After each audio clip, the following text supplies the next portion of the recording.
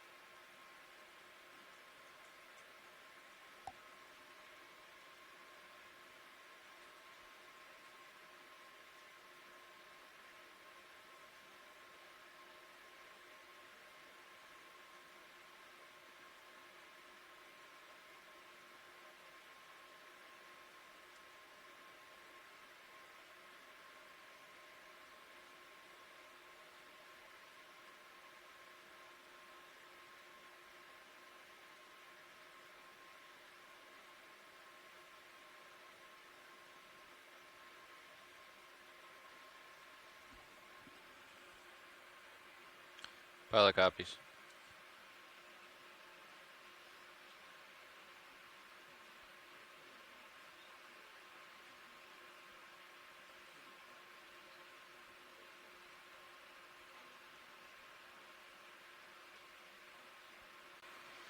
Okay, lines are clear. Pilot, are you ready to dive? Ready to dive. Okay, let's go down at 15 meters a minute, hold at 50. Copy.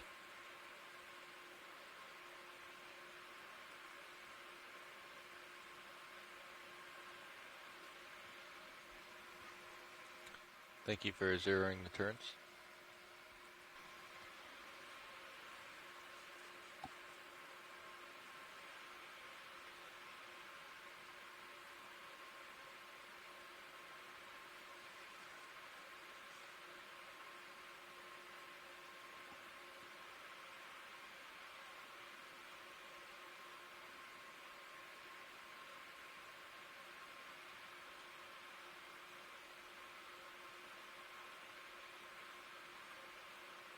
One zero meters, wire out.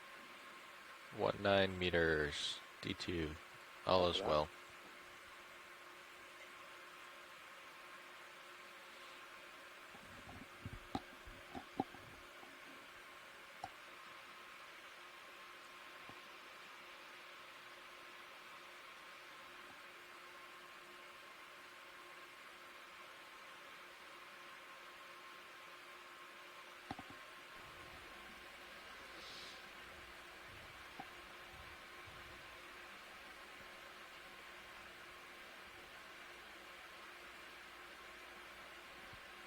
Two zero meters, wire out. Dive super nav. Go ahead, Nav. We have tracking on D2, still waiting on tracking for Sirius. Oh, there it is. And looks like vehicles are streaming aft. Copy that. How's our approach to the bottom target? We have plenty of space, so just do what you need to do to keep the vehicles in line. Thank you, Nav.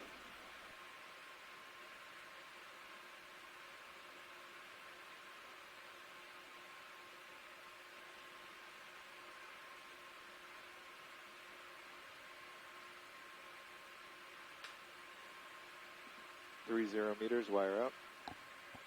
43 meters, all is well.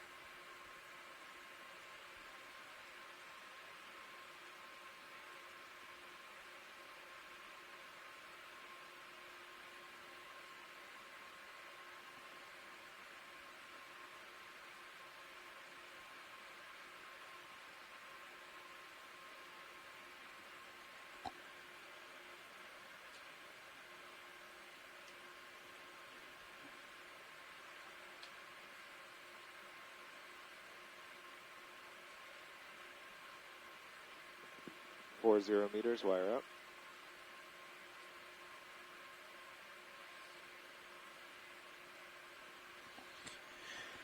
D2 all stop at 50 meters. Copy that, pilot.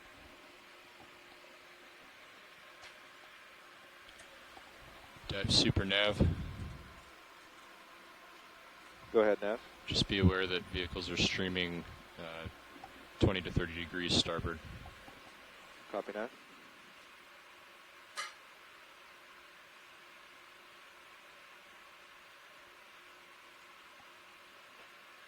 Five zero meters, wire up. Winch, dive super. Go ahead, dive super. You pass control to the control room. Control has been passed to control room. Control room confirms control of the winch. Copy that, control room. Bridge, dive super. Bridge here? Do we have permission to continue the dive? Yes, you do. Continue Copy to that. dive.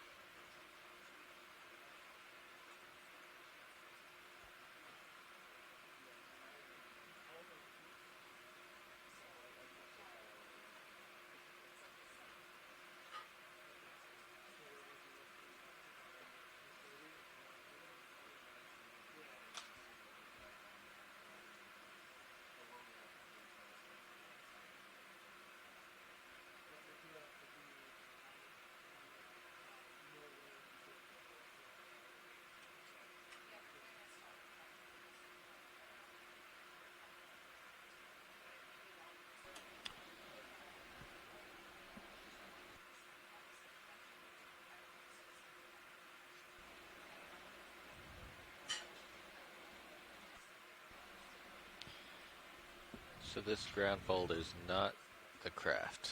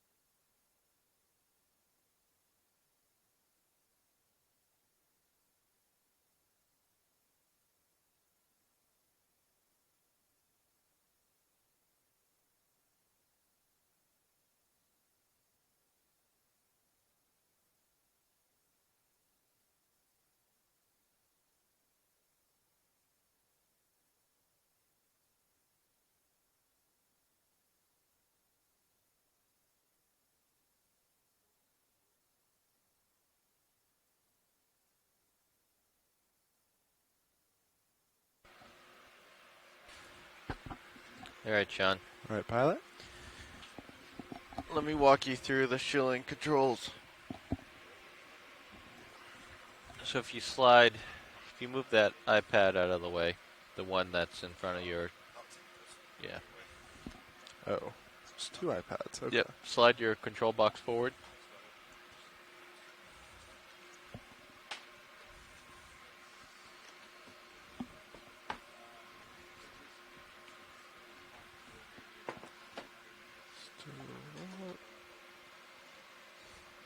And then put that box in front of you. Watch the cable. Just, yeah, watch that doesn't hit one of your controls. There we go. Let's tuck down there. Alright, we still have about 500 meters before we're going to do it. But I want to walk you through what each of the motions on that box does. So, unlike all the other joysticks, this has sliding motion, so you can slide the entire joystick. Okay. So if you go into your port minute valve pack page and turn on your valves.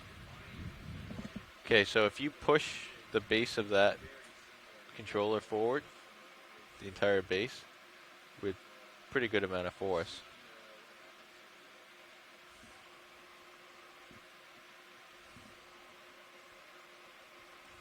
oh, the valve, it might not show up on there because we don't have hydraulics on. It's okay. Oh, Yeah. you have to turn the box on. Just push down once. Try moving the joystick first. Yeah. Might be easier. Try a joystick. It's not going to move the hydraulics are off, but I'm just Okay. saying if the valve pack will respond. No. Oh, okay. Oh, I there see it the does. little Yep. right there. Okay, so if I move the whole base up.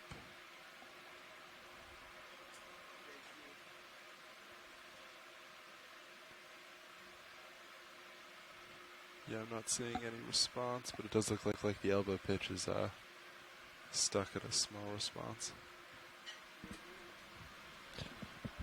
Those were acting sluggish yesterday as well.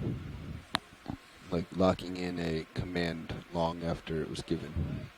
I don't know if it's actually a locked command or just a display issue. Hit the null. Oh, it's gone. I think it's a display. I think we need to restart that GUI. Yeah. We can do that tonight. So let me see.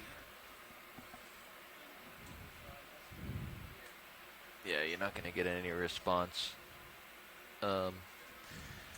So anyway, if you push the base forward and back, what do you imagine that's controlling on that craft arm, Shilling. the shilling arm?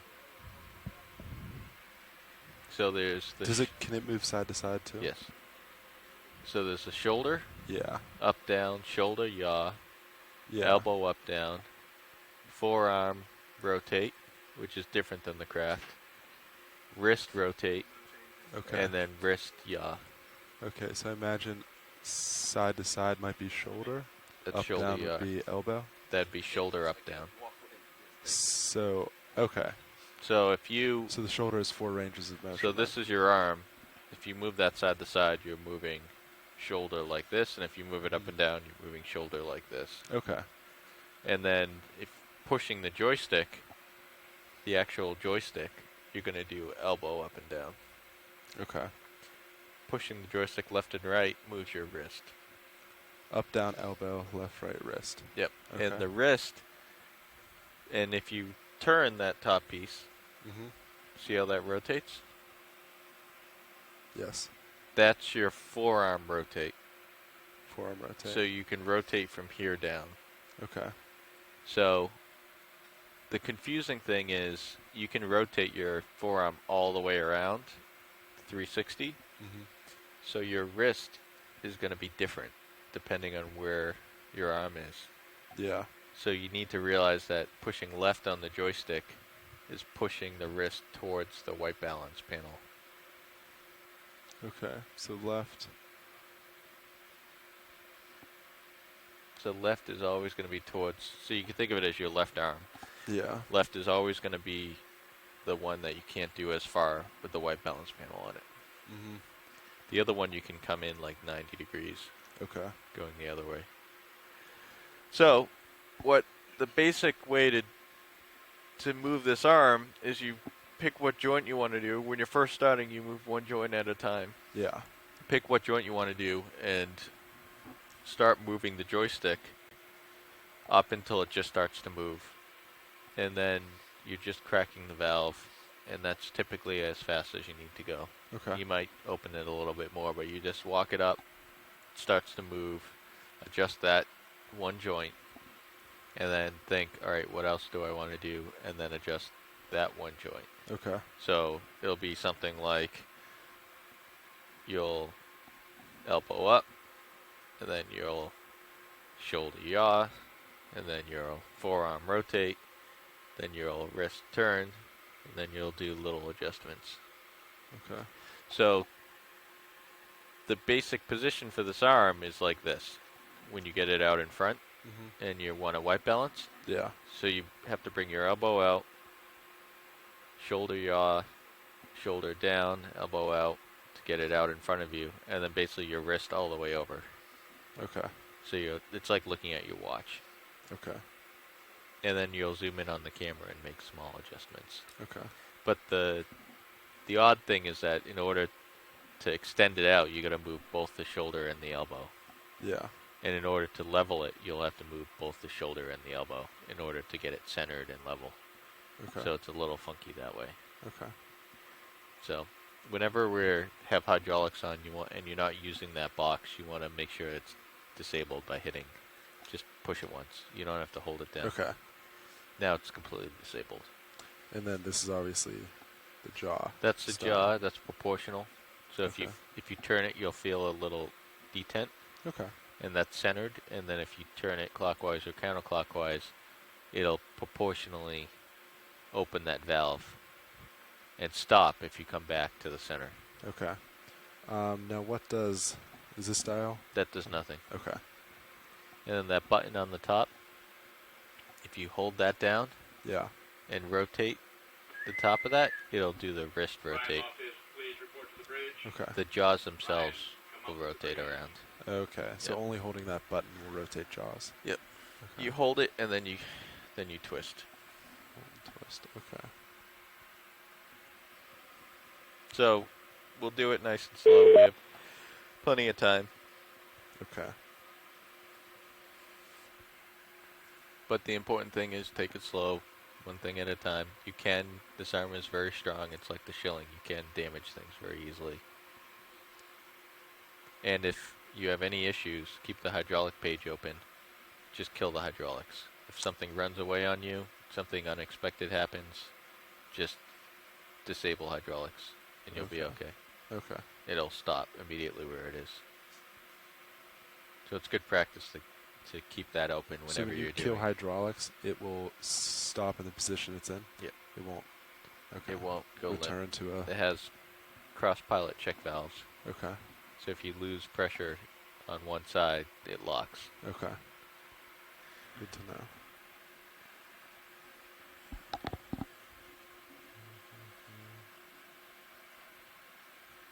We can look at the hydraulic drawing later if you want, Okay. so you can understand how the arm functions. Yeah.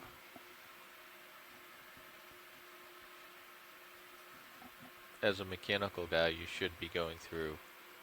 Your goal should be to understand how every system, Mm-hmm. hydraulic and mechanical, on the vehicle functions. Yeah. Because one day you'll be the one that has to debug and fix it One day. and maintain it and repair it. So.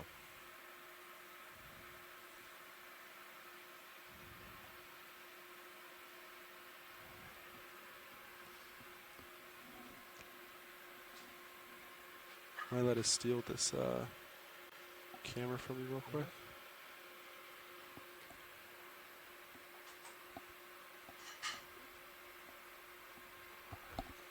And the elbow on that is flight controls. Oh, okay. Oh, that's good to know. Okay. So to extend the elbow, you pull back on the joystick. Mm-hmm.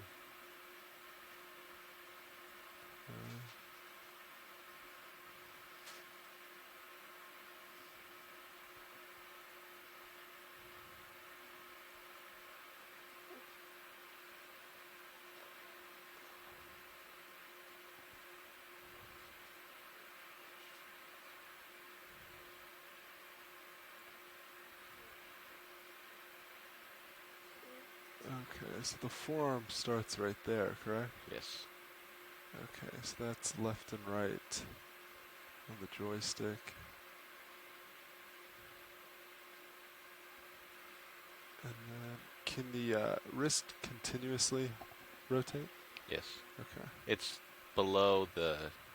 It's the section below the color chip chart for the wrist Okay. rotate. You won't need to use it for what we're doing. Okay.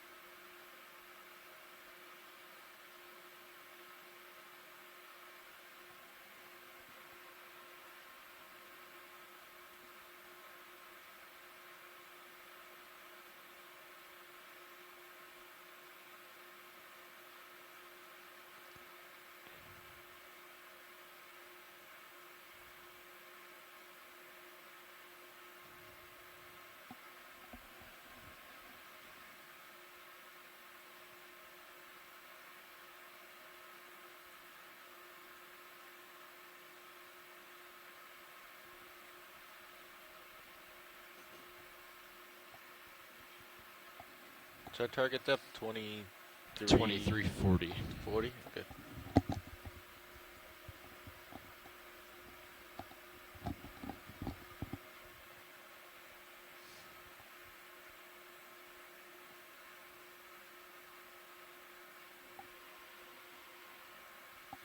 You can use whatever cameras you need. If you want the mini Zeus, you can use that. Okay.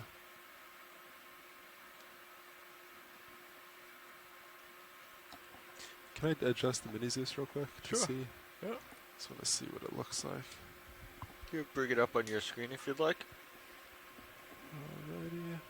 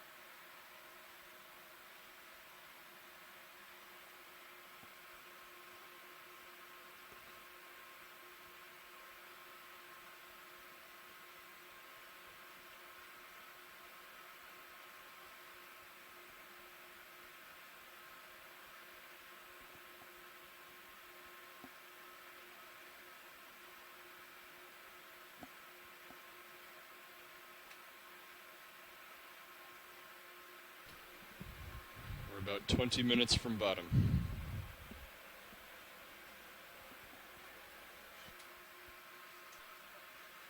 Yep.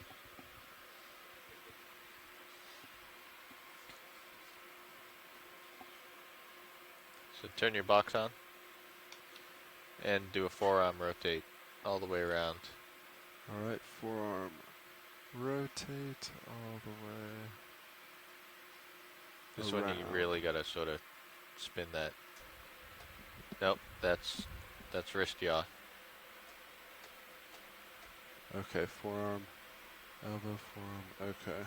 So this would actually be turning it clockwise, right? Yep.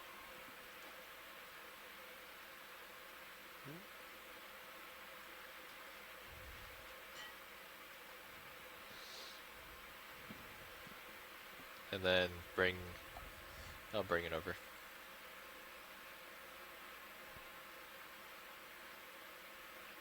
If you elbow up a little bit, Elbow coming up.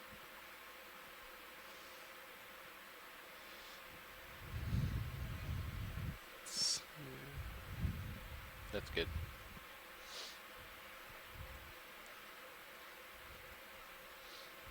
Yeah, go ahead and Thank you. So Josh, in its position right now, would that be like this? It's like this. Okay. Yep. because it can't come over anymore this way. Exactly. That's your wristwatch. Think of the Okay. color panel as your wristwatch. Okay. It's too bad there's no position feedback. That thing, just preset, position 20 for the elbow. Oh yeah, I mean, that'd be great. You can do that on the Craft.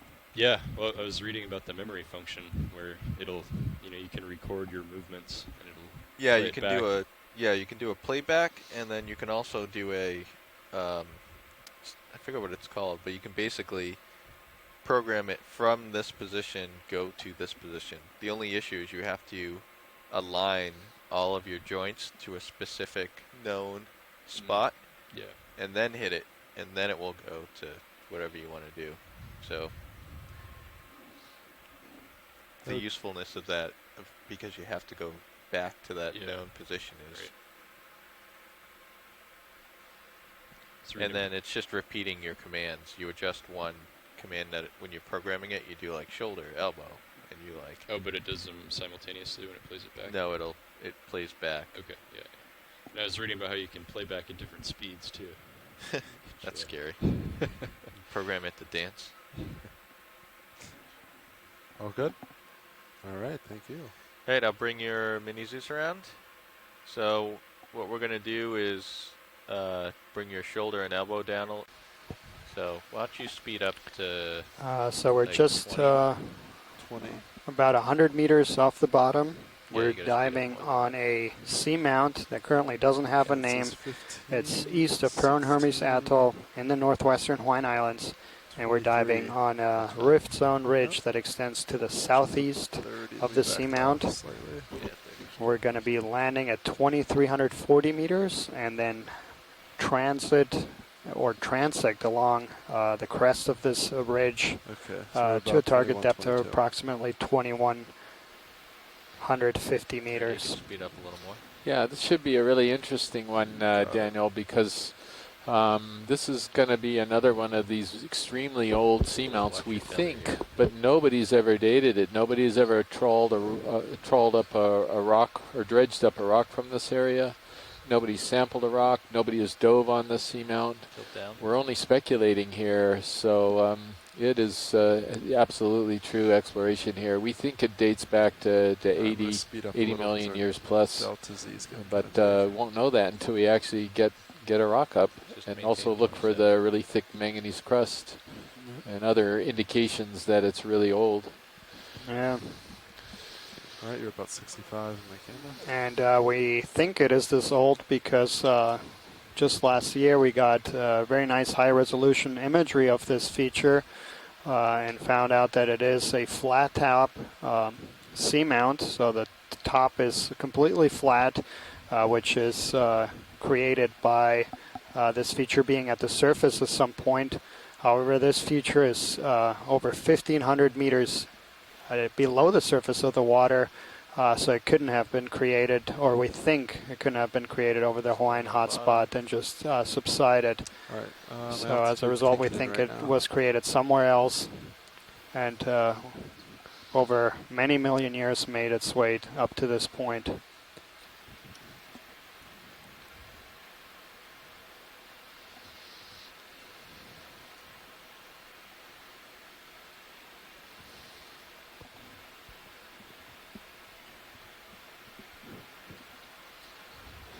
So we're very close to the moment of truth here, our first glance at someplace that no one has ever seen.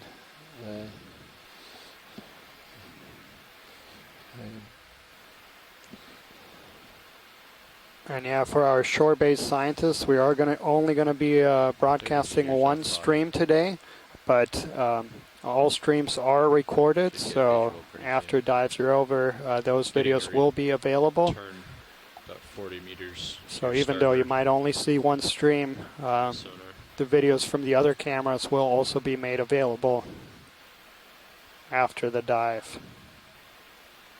Just gonna turn my heading here.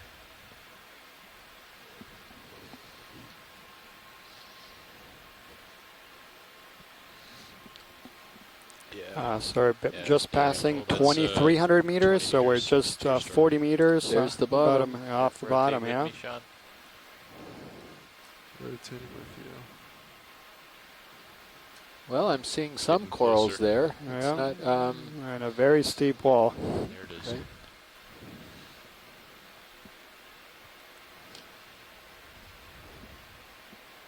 Yeah, it looks like, oh, there's some corals up there.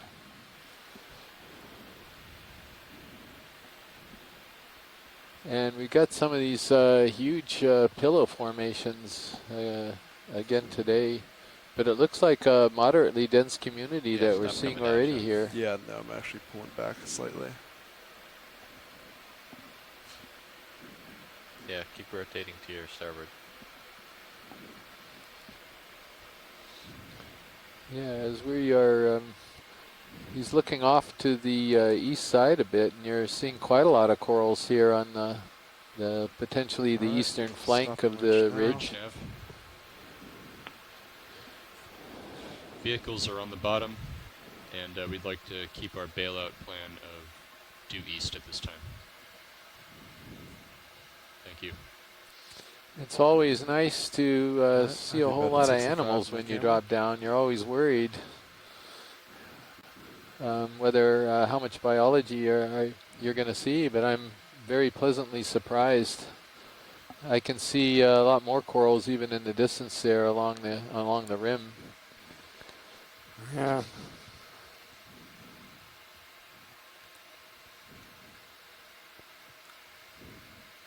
These are quite large colonies here. So look at that. We've got a nice little forest going on here. Yeah. Wow. Whoa, some big ones. And all looks like They all look, same species. yeah, they all look like they're bamboo corals, but we'll find out shortly as we get down.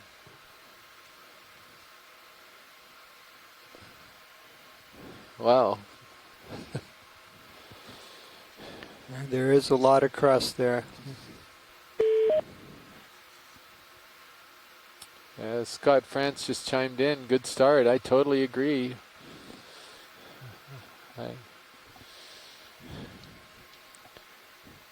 So we Got are a Anthomastus and a Geniculata, and pilot. Obviously, we want to take a look at particularly what these bigger ones are. A close look at those, since they're so dominant. And he's closing right up on one really nicely.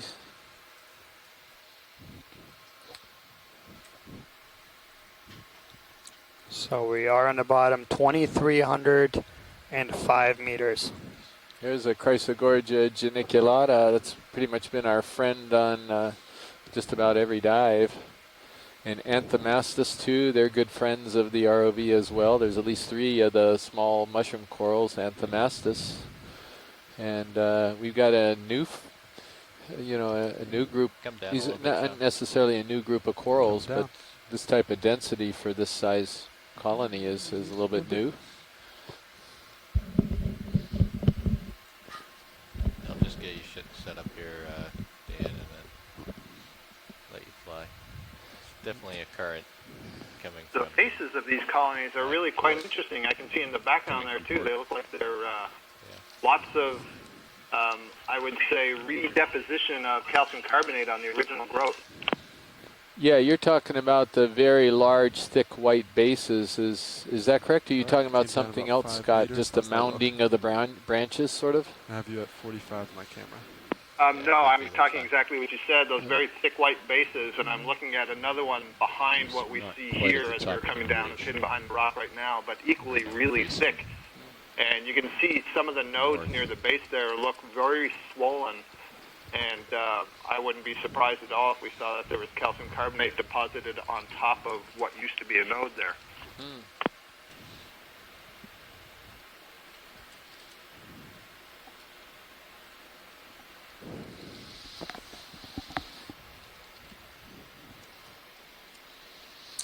Well, one thing that's pretty clear is that this orientation is the same orientation as the location that we were at yesterday, and this is not that far away. These are very close sites in general. We did have some different differences between the two sites. This is supposedly much older. The other one is much younger. We were deeper on yesterday's dive. This is shallower in depths that we've already found these corals. So I think this clearly answers the orientation question, at least. This is not a bad orientation to be. And what I mean by orientation is the orientation of the ridge coming off of the seamount. The southeasterly orientation of the ridge seems to be still able to produce some, All right, Dan, I was some wondering colonies if you put the or communities, I mean. pilot together in the seats. All right. This the Chrysler Gorgia that's on the right side of the screen So has very, very wanted a regular view of branching. You can almost see it in these two. layers going up the skeleton. These two corals here. Yeah, so maybe we'll get a close-up of each of the two, since we're in a really nice So we spot. got a It good seems. toe hold here. Yeah. Yep, so we can go ahead and zoom in.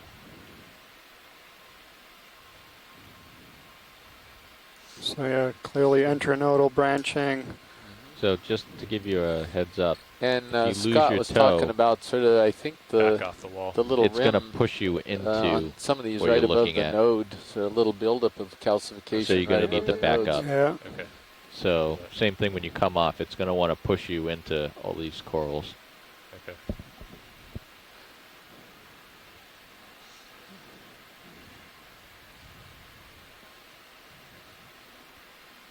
Tilting down.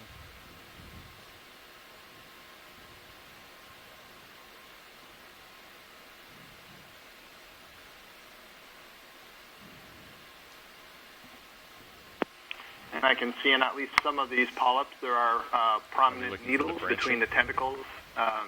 And, you know, that can be seen when the lighting is right, but all the polyps will be the same. I can clearly see it there, so that's good.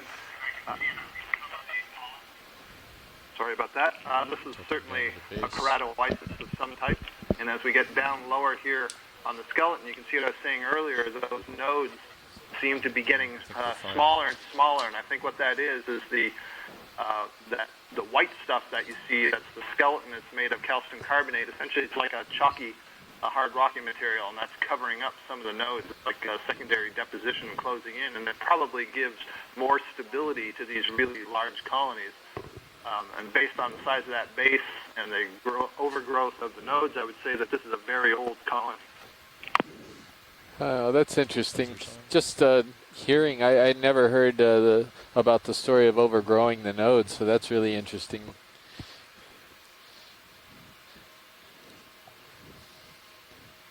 So, can you, I know this is a really difficult group, but any idea what species of keratoisis, or is this still a bit of a jumbled genus here where it's difficult to figure out who's who?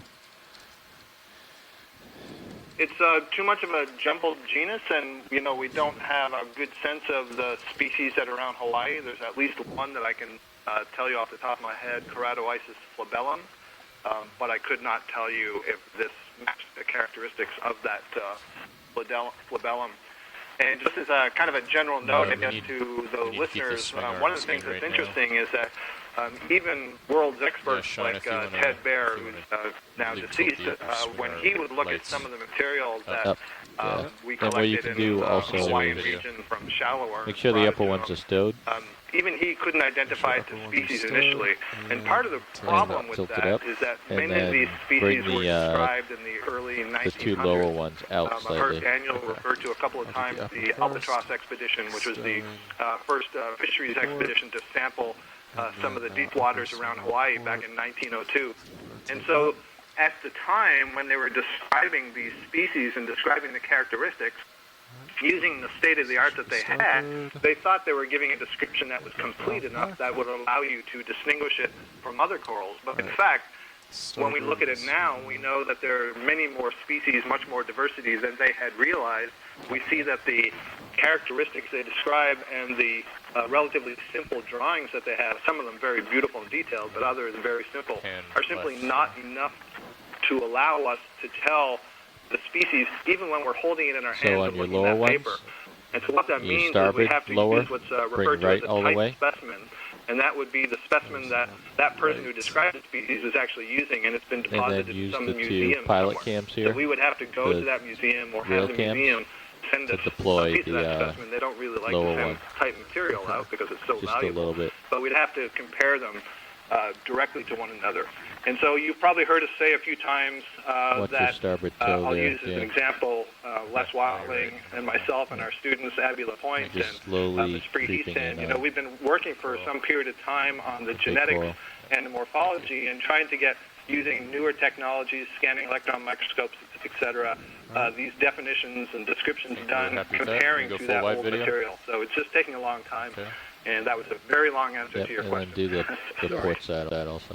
No, I appreciate it, and it was Either very, port very side. informative, and it's bringing also out- the Sorry, he's talking the So bring it pointing left. out the extreme value So of bring- the okay. first time the animal's been collected, and how Makes sense. important that is, and how it Turn keeps left getting first. reused and over and over throughout the Wow. years to try to untangle subsequent collections. Yeah, and just to follow up on one point that Scott made, that so a lot of these, or all of the specimens that were That's collected by the albatross Go a were little collected bit by more. dredges or trawls, so by nets that are dragged around the bottom. So, of course, a lot of the specimens that's are good. very I think fragmented, you're in sort of a very local abused, little so you depression lose here. a lot of the Looking at characters, the Sirius sonar. such as the life Yeah. polyps, So we and should continue color, moving up. how these things Yeah, we look in should their Ridge, natural get up top, environment. and then And turn west. And so start even heading when up you the have ridge. these I think types, we can look they don't have all the west, features that look they at have like a when bearing they're of alive. 277, and It's a fantastic point, Start Daniel, heading and that it's one way. of the values of what we're doing here with these videos and, you know, getting these exquisite close-ups. And for those few specimens that we have been able to collect, we'll be able to look at, you know, what we have in Yeah. our hand on the deck of the ship and Yeah, compare you're it to right these close-ups and try to relate the overall morphology, the close-up, and so on Yeah, to good what call, we can Josh. see So we at the can microscopic and genetic level. So Probably this all reorient ties together and ourselves it's really facing this valuable way and then push on scientifically. up the slope. Yeah. yeah. Do you think? Good, Good morning, everyone. This is Alan Andrews in Hawaii. Can you guys hear me? yeah, we Yeah. can, Alan. Good morning. You don't have a Hi, I whole just lot of wanted tether. to. Yeah, good morning. Glad to see you guys back. It's really So, great to see these amazing How about I bring bamboo you 30, forest 30 meters stands at here. I wanted to chime in a little bit about some work that we did with Corrado I think Isis. Very 30 similar meters at your current structure at like to the colony that 325 we to bring analyzed you on on Davidson onto the Seamount. ridge. That'd be fine. I used lead-210 dating to age a colony that was very similar in size Copy to the that, one Sean. that you had in front of the 30 meters, 325. ROV just a minute ago. And it turned out that that colony was over 200 years old. Bridge, RV Nav. Wow. That's We'd like to uh, request a ship move. you know, I think Wow. it's 30 meters. yeah, I think at a this is bearing a of really good point to 325 bring up. Alan. Yeah. at a speed of. And it's a 0.2 very knots. good point for the listeners out there too, so they can get appreciation. These aren't things that just grew up this That's past correct. year. Thank you. These things have been down here and settled out hundreds of years ago. And so it's a very, very important Right. community. Right. Yeah, very fragile, and if any significant disturbance So if ever you wanna happens in an area like this, Back up, come down a little you can bit. pretty much do bet some that zooms, it'll be a the couple structure we minutes before see, move. the community structures Okay. that we see today, won't come back within our lifetime. Try to come down. I just don't want to come down It's on an top of important these corals. conservation Yeah, it'll be interesting. consideration. Yeah, and the other thing I think it's important Be able to get a if toe you've hold been, in order to sit down. I know you and others have been following the all of the dives, and for those of you who haven't been, we're not hitting these communities on every single dive. We're missing plenty. We're interspersing really beautiful, dense dives like this with some totally barren dives, and that'll hopefully provide us with some information about where these communities develop, because they're not all over the place. They're camera unusual, makes you potentially feel like you're unusual much closer to the conditions bottom than you actually have Yeah, to you be gotta look at your in altitude. play here for these communities to develop. And the pilot cams are really So, nice. I to tell if sort you're gonna, of, like, run over something. Well, I As always long as like you're to see going a lot of sideways or corals, forward, but on the you other have hand, a pretty good it's idea good that of we're getting some barren what's around places you. like yesterday too. see the current blowing port to starboard. Yep. Not definitely feel it. It's not too strong, but Yep, pilot, you just went out of my starboard So pilot side. port to starboard means that he's facing uphill, so the current's it's coming from south, the You know what? south to north. Yeah. south to north. That Oh, looks okay. like South to north Current's current. moving me away from you. Okay, I'm going to push forward then. Yeah. It is just difficult to actually anticipate what the current's going to be like.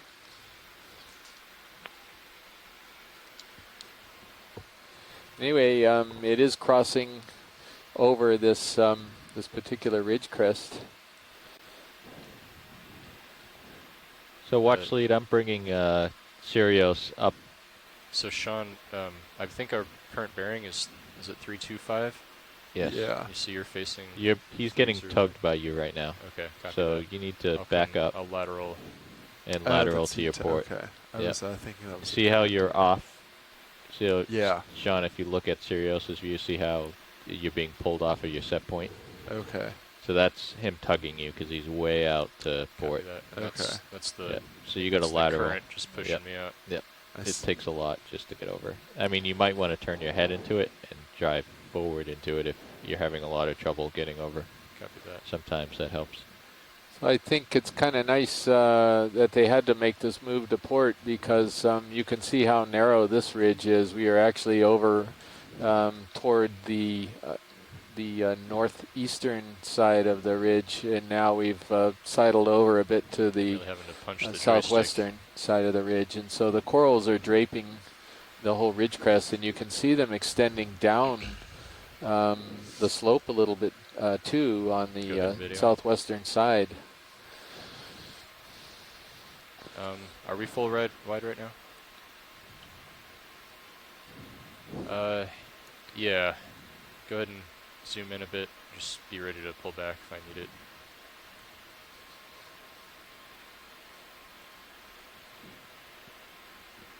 So bring your heading, Sean, just slightly to the left. So a lot of broken up rock. We're not seeing very much intact pillows. Again, very, very different from yesterday's dive. Yeah, it's pretty steep. Seeing what seemed to be some very old pillows maybe, and that would be obviously fitting. Yeah, no, it definitely looks very Yeah, heavily snap zoom in crusted, this and video. there's a crab underneath the rock Video. by that Doing a snap- Anthomastus. Snap zoom. I know I'm a little far away, but One thing I'm noticing here that's kind of interesting you're as 3 we pass meters off over the is that bottom. these large colonies are on the larger just rocks. looking at my sonar. There are some Can we smaller zoom in on colonies the on sonar? smaller a bit? rocks. Sure. Guessing those smaller rocks may be perhaps a little less stable, and that's why they haven't been able to develop the large Yeah, rocks. that helps. Thank you. Yeah. So a nice close-up of this keratoisis-like bamboo sea fan.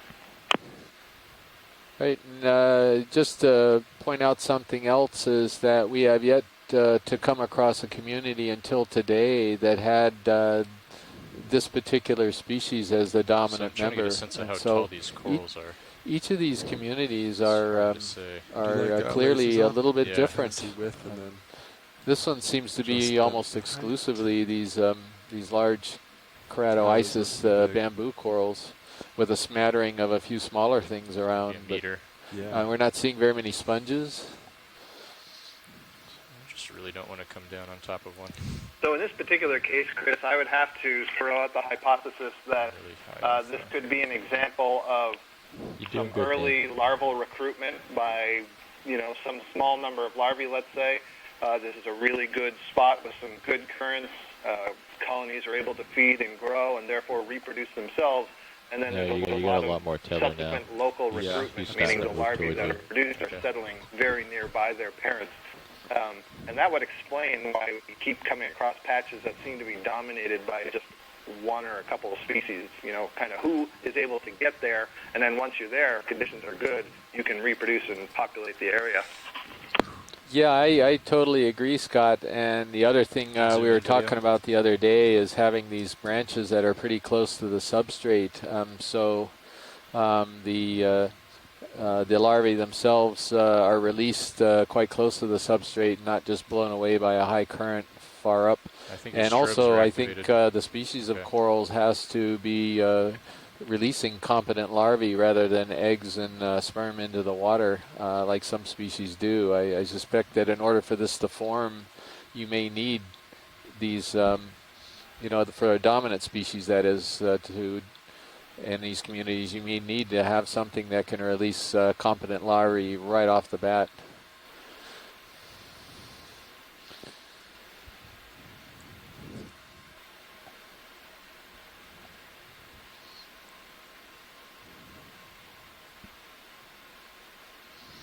So we're all going to get together and write this paper after this cruise, right? Full wide, but lose the space. Absolutely. Absolutely, we nailed it, right? Well, I believe the hypothesis says, as we've talked about too, I think it's the best explanation we have right now for what we're seeing. Unless somebody comes up with a better explanation, I think it's worth putting out there. Sounds like you're describing science, Chris. Yep. So watch leads would be a little difficult to set down right here and grab a sample just because there's back there are so many corals I didn't want to set down on top of anything. No, that's fine. And I'm hoping that Jonathan Tree, who's in our UH Exploration Command Center, will chime in when he sees a rock that he would like to start with as his first sample. Hey, Chris, I just been listening to you guys talk about all the interesting biology and didn't want to interrupt, but I think a loose cobble, if you guys stop maybe to sample this coral, if there's a loose cobble that's nearby, that might be an efficient use of our time, providing that we're trying to make this dive be as efficient as possible. Yeah, it looks pretty cemented. Sure, well, there. yeah, Josh, the pilot was mentioning it. It's pretty cemented looking right here, but we're always on the lookout for these rocks. And Jonathan, since we got you here on the line, can you comment? Does this look like what you'd expect for a Cretaceous seamount? Yeah, I think the heavy manganese coating on these versus the ones that we've seen on Hawaiian seamounts that are located around this region suggests that this is an older seamount. It looks like it's been broken up and beaten down for multiple millions of years more, so the surface definitely looks older to me, but I do think that some of these larger features might be intact pillows, and they're just being eroded heavily, which is probably the source of all the rubble talus that we're looking at in between. Okay, thank you, Jonathan. Yeah, it looks like there's sort of. You're about 30. It looks like there's an intact. Oh, there's a fish over to the left. I don't know if you can see it right on the left boundary. Yep. Take my camera, Sean. Just a flyby shot. I did see some really neat structures in the pillows that we saw right when we got to the bottom and zoomed in on some of the corals. There's some radial jointing in the interior of the pillow, which forms from when it's cooling. Right. It's kind of a neat sunburst structure. It's just really cool to look at geologically. And you only see that in the broken pillows, right? It's got to be split open for you to see the interior structure, right? Yeah, I saw one of the truncated pillows have that texture, and then I saw it on two more, but I didn't want to interject earlier during the biological talks.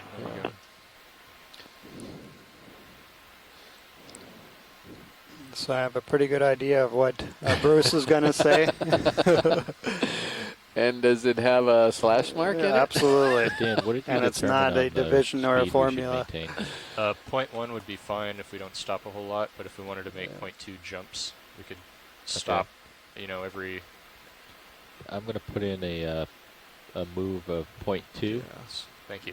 At 275. Yeah, so... I'm going to take my camera back. Go for it. For about 50 meters, if that's okay. Can you repeat that, Nev? Sorry. Looking at a move at about 280. Okay. Let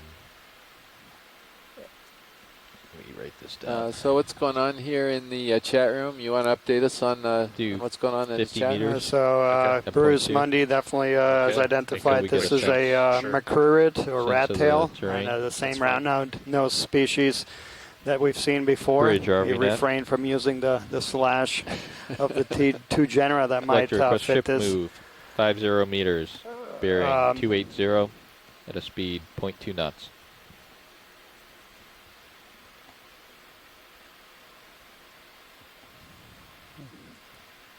That's correct. Thank you, Bridge. Alright, Sean. So our bearing on this move is 280. All right, I will Oh, just. no, that's a great shot right there. Look at that. Yes. Yeah. So I would keep him in view and try to point forward a little bit. And that's Michael pretty Park good. made a very interesting Yeah, comment split it, here. 'cause we're gonna sort of in saddle what we were along talking this about ridge. before about the age and the recruitment of idea. these communities, suggesting that there is very periodic, episodic recruitment rather. That doesn't happen on a regular basis, and it'd be interesting to date some of the oldest colonies to try to figure out on what kind of time frames these communities are formed. Yeah, just keep an eye, Sean, and let me know when you notice Sirius. And start to move, I I'll thought pick I up. saw a Okay. Exosalactus anemone there in the background. Uh-huh. Is there anything in particular, watch lead, that is of interest, or are these just general wide shots okay for you? These general wide shots are okay for me. I'm not seeing any requests in the chat room right now. And again, the only thing here is the just keep an eye out for a rock, and when there's an appropriate one that looks like it could be loose, we'll try to opportunistically grab it. I would agree that all of these look pretty darn cemented, but I love this view. Quite frankly, I'm right now all for the community and the dense forest views. It's really stunning to me. An interesting thing to note, if you look at Sirius's view, the community stops pretty abruptly below D2. So if Dan would have dropped down a bit on the wall, it pretty much stops right there, I think.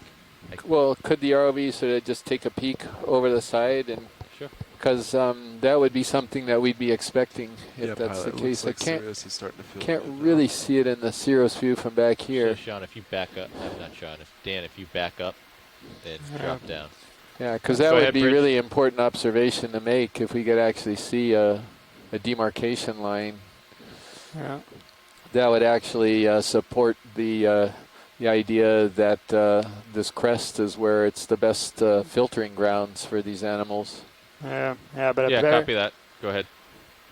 See, pilots, can you see the manip cams up above the main monitor?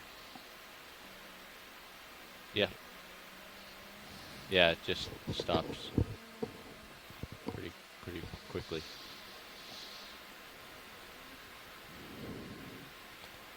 And Amy just offered a alternative hypothesis for this monotypic aggregation we see. So a lot of individuals of the same species, that there was a single large-scale recruitment event. Full wide video. There we go. Thanks. And that is definitely a viable hypothesis. I mean, there's many others. One thing that's never explored at these depths, and because you don't have the luxury, is competitive exclusion. And that's typical in shallow water and terrestrial systems when you see monotypic aggregations like this, is that they have some kind of chemical way of keeping other species away from it. Yeah, so Watchley, do you see the Sirius view now? Yeah, you know what, I'm going to come over there, look at it a little bit closer. Can you brighten it up a bit, video? And Sean, tilt down a little bit. Tilting down. So it's a pretty drastic change there. It's just on the top of this ridge that you see those. Yeah, so unfortunately we can't stream more than one video today. But on the Sirius view, so the Sirius view is going out right now, and that gives you a good indication of how sharp the demarcation is between a more barren substrate and then the ridge crest, where you really see a high number of individuals. So yeah, that's a very beautiful view. Far off there, I'll push back here. Yeah, tilt up just slightly. Tilting up slightly. Yeah, look at that. Pretty abrupt change.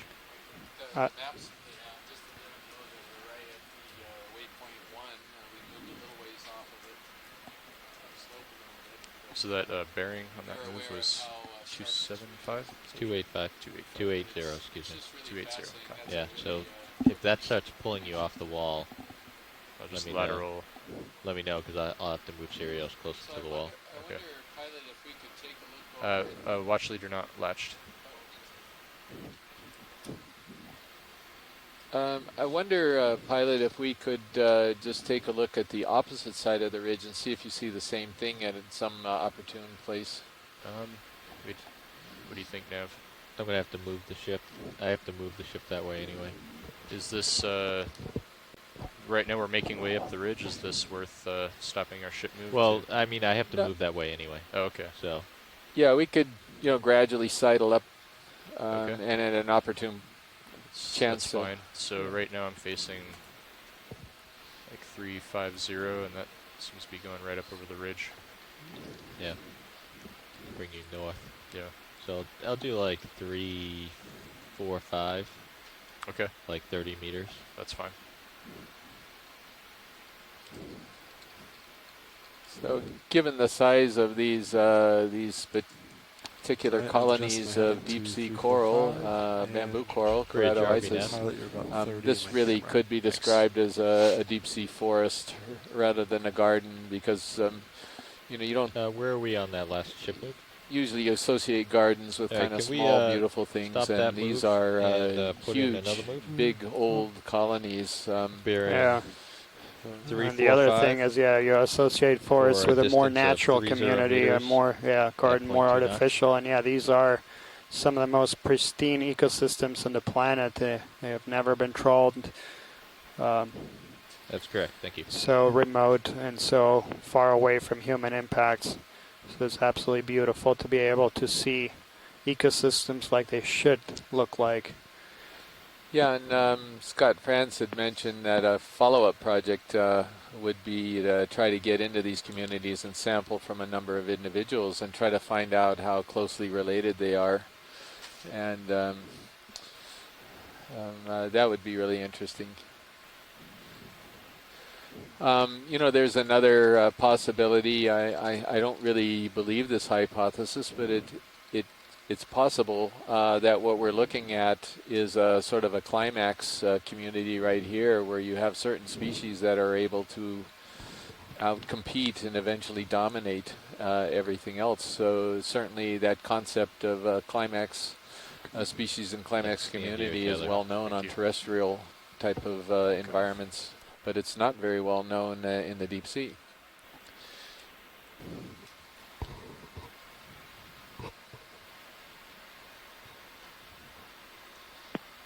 Chris, did you guys get an estimate on what is the approximate height of some of these larger ones? Yeah, I'm working on it, Scott. We're just going to get the lasers on. Copy that, Daniel. Yeah, maybe if we get the lasers on that one right ahead. Sure. Yeah, that really tall one. I'm going to push forward a bit. Yeah. You got just a little bit of tether. It's going to tug you. Okay.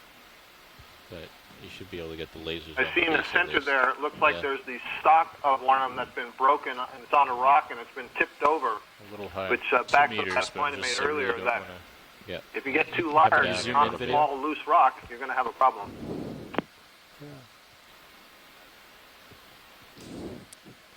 Yeah, take my camera, Sean. Yep. Tilts up. Yeah, what they want is the or maybe back out where you see the whole colony with the lasers, so you can get a single shot to estimate get the lasers size on the base, and then tilt down, Sean. Tilting down. Daniel's trying to give a quick and dirty estimate here with his fingers. So I'm just going to say just under 2 meters there, Scott. Okay. Sorry, I lost the lasers for a second. Yeah, you lose them if you tilt. That is impressive. Okay. Okay. They hit the drawer. You can tilt up, Sean. That's huge. Couple of meters. I think most of them are going to this and then periodically this if there's something impressive. And Pilot, you don't see any of these rocks that could be sampleable, do you? Or I know there's a different. Looks like it could be loose here on the left. Yeah, and if there's a clear spot there, that's what caught my eye, where you could actually sit down What without. do you think, Josh? Yeah. I don't know if you can sit that. Maybe a little bit more. Right If you over back here. up. Back up and below. Some nice angular they're all over pieces the in place, here. Man. It's hard to. There's some little corals that would be sitting Yeah, down some on of the those look actually like they might be loose as well. This might be a great place to sample. Yeah, the tricky part is to try to get down there without knocking over one of these old colonies. That's going to be challenging got a today. colony on But your this left toe. looks like it's a a little clearer spot here. Yeah. How big do you think that You is? back up and turn to your port. They're evaluating whether they can get the ROV in that space And right turn to your now, port. see if it might work. Can we Like zoom full wide 45 video? degrees.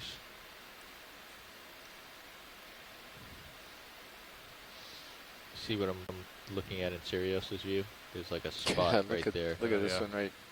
Yeah. There's some corals right below me right now. Yeah.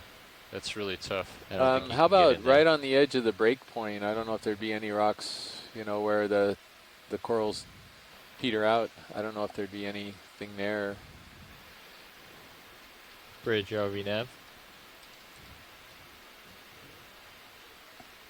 Stop this move, please. So there are a couple comments here about Rotate to your left, Sean. perhaps Rotating getting left. one of these larger colonies, since we don't want it now, isn't in one of the bigger branches, so that could be used for both taxonomy and dating. About right. Those are already knocked over.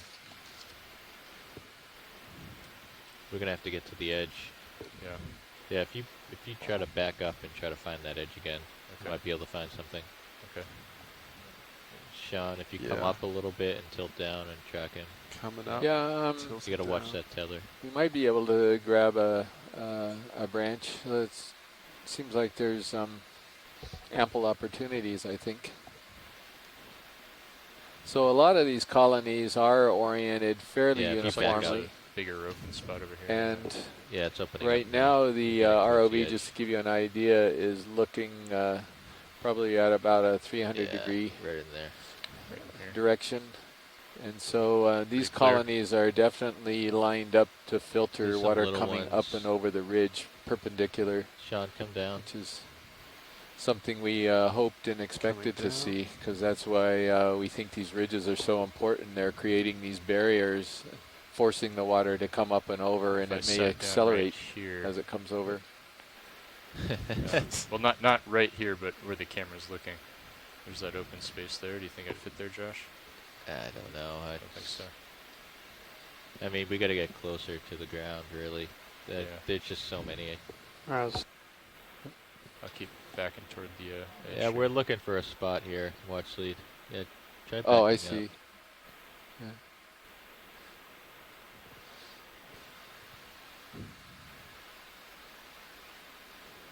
Go ahead, Nav. Alright, come down. Yeah, I think we're at the edge now. No, it's fine. I'm looking at Sirius's view. Alright, yeah, you're clear. So, anything in here, if you see anything that might be loose. Some of these on the left, maybe.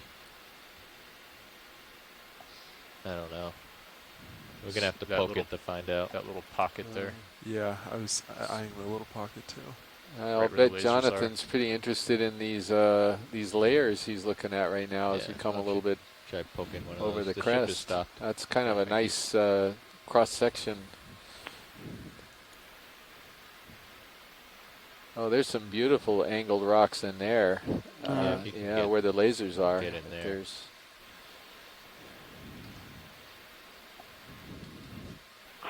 It looks like to me that the angles are getting generated by jointing that took place during the cooling event from this pillow. That might be a pretty good sample to have. Yeah, tricky part is finding anything loose. But I think the piece I was looking at looks pretty well cemented. The left toe is just about to hit. That's your left toe. Yeah. So are we looking at the side of a pillow, or are we looking at more of the side of a sheet flow or dike? What are we looking at here, Jonathan?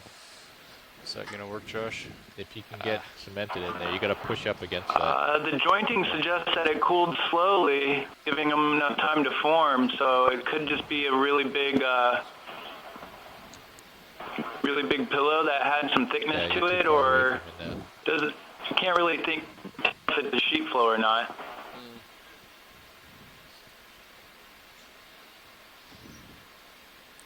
How about this pile up ahead? Is anything in there, you think, above the layer? I don't know. Or have Too you got far? No. Have you got your eye on something you think might be loose? Do you think anything in here? These might be loose. I don't know. Now, how much downward thrust should I leave on this Not thing? that much. Just until you're stable. That looks good.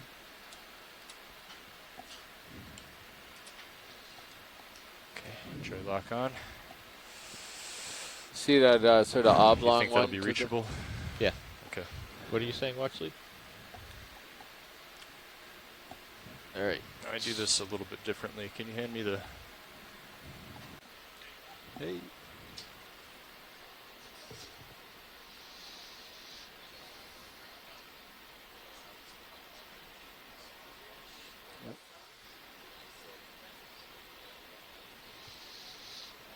I'm going to go ahead and update Fleeter Mouse. Haven't done that for a bit. So again, we're currently at a depth of 2,288 meters. We just collected a basalt sample, a manganese-crusted basalt sample. This is the first rock sample ever collected from this particular seamount, which we think is a Cretaceous, and the sample will hopefully shed some light into that question. We Morning, landed Dave, very close Jeff. to this So I think narrow ridge. watch leads want to get moving toward waypoint 2. Roger that. So I'm going to get a move dialed in here. I heard west is general, and I'm getting set up for that. Yeah. Okay. So probably be a bearing of 285. Okay. And the goal is to make some progress up the slope Roger that. as much as we can. So I'm going to do a larger move at maybe point 2, and we can just do a survey on the way up. So for those of you in the ECCs and home, the RV is looking pretty much right up slope. So we can see that this video, hey Joe. The colonies are continuing right up in the steeper part of the slope. Thank you. Yeah, it's we're settling very in over here too. Very interesting how sharp that demarcation is from the dense community to a more barren substrate. Right as you get to the crest of the I'll ridge. call the move. Bridge, Nav. Like to request a ship move of 50 meters, bearing 285 at 0.2 knots. Again, the uniformity of the orientation of the corals is of considerable interest. And That's it. Right now, we're looking at a heading of about 300. You guys can do a little bit of quick math. Okay. We're looking at the sort of off. Yeah, if you come down. a northeasterly, until I start to northeast type of orientation to these corals. And by orientation, I mean they no doubt are orienting perpendicular to the current flow. Watch lead, pilot here. Roger, pilot, go ahead. Yeah, we're settled in. We've lined up. We've started the ship moving, and I have a little time to look around while the train gets rolling here. But wheels are turning. Anything in this view of interest? Maybe this small colony? Maybe the small colony to the left corner, lower left corner. Yeah, that looks like a different species. And yeah, that very leggy thing. That's really small in front of front of the sequoia trees. The tree hidden in the forest. Yes. Up in the poor little white pine, I guess, doesn't get noticed in the national forest.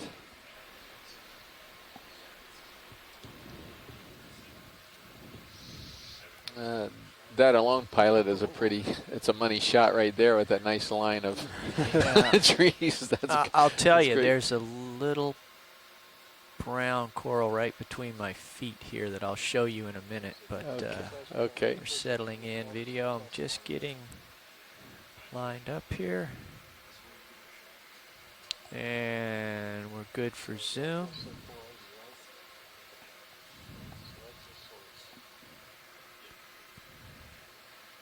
Video, you probably got Roland in your ear, but I'm ready for a zoom.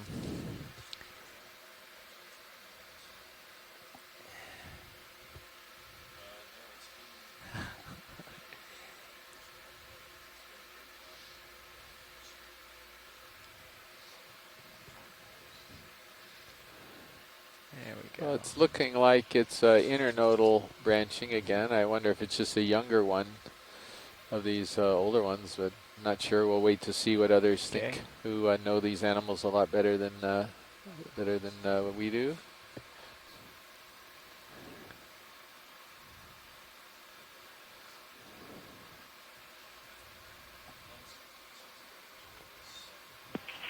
At this point, Chris, I don't see any reason to assume that it's not the same as those larger ones. You can see that the relative size of the polyps to the skeleton is about the same as the smallest branches on that large fan just above it.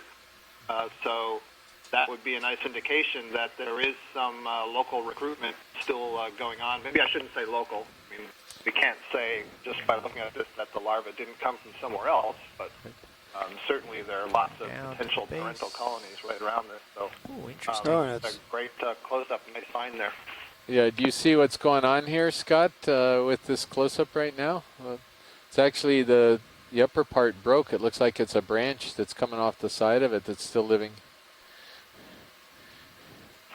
That is, yeah. So actually, you see the base is on a rock, and this is one of these rocks that's tipped over. So I'll bet the original colony was growing upwards. The rock fell over, the colony broke, and then, yes, either a new branch or the remaining branch at the bottom began to grow up and form a new colony. That's a fantastic observation there.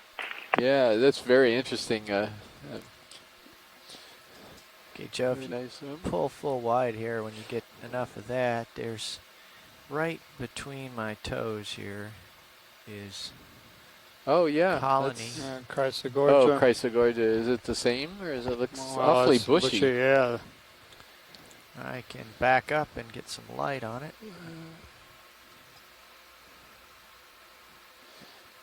Just let me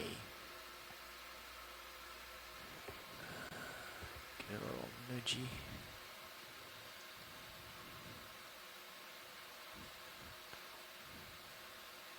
I didn't see that on the way in, and I disturbed it, but it's okay.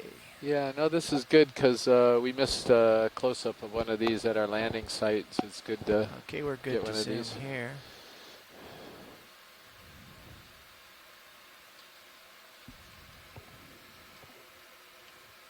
He's got a little squat lobster on him as well. Tilting up slow, just a smidge. Yeah. Okay, just.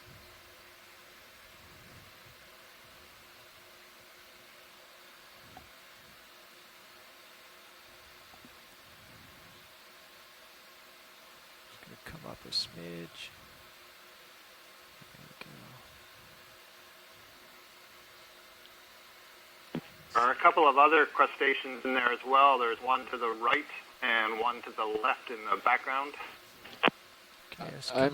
Yeah, we'll get them. Smaller squat lobsters or maybe shrimp. Yeah, it looks like a gastropod maybe even. I was sort of mesmerized by the eyes on that crab that looked like fried eggs, frankly. Oh, no, yeah. And there's another. Yeah, these. Beautiful shot. Yeah. Just kind of waving around in the breeze here. It looks like an amphipod from here. Yeah. Yeah.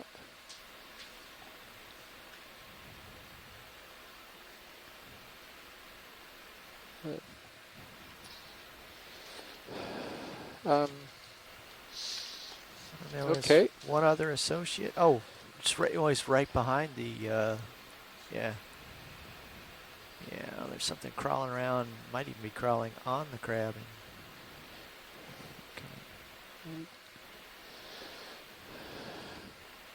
And there's, in the back there's some on the coral as well. Okay, Sirius is catching up. It's time for me to cover some territory. Okay, lasers off, please, just for the beauty shot. And I'm going to tilt up, get the forest here.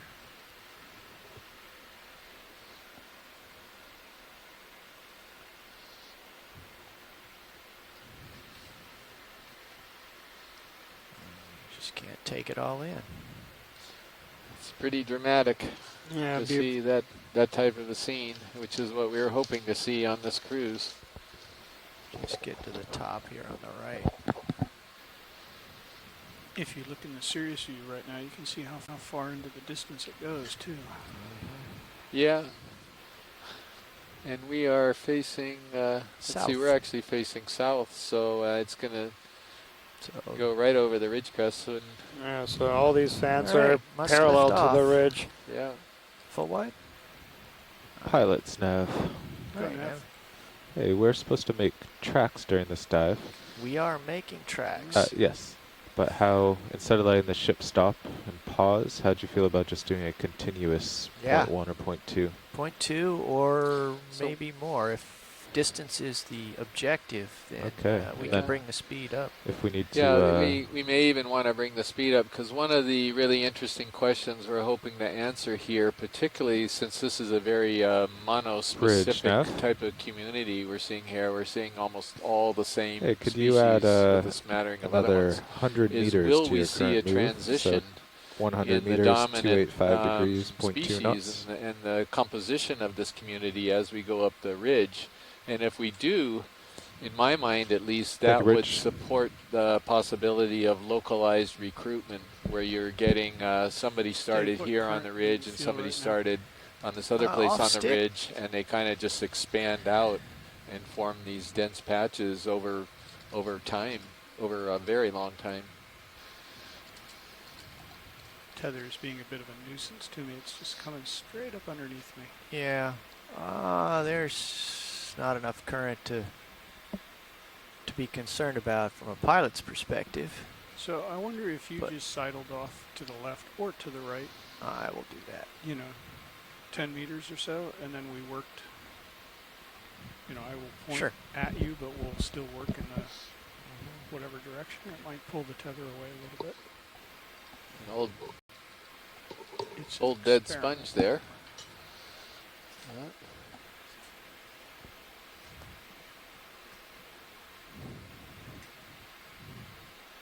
Don't know if it'll make a difference or not.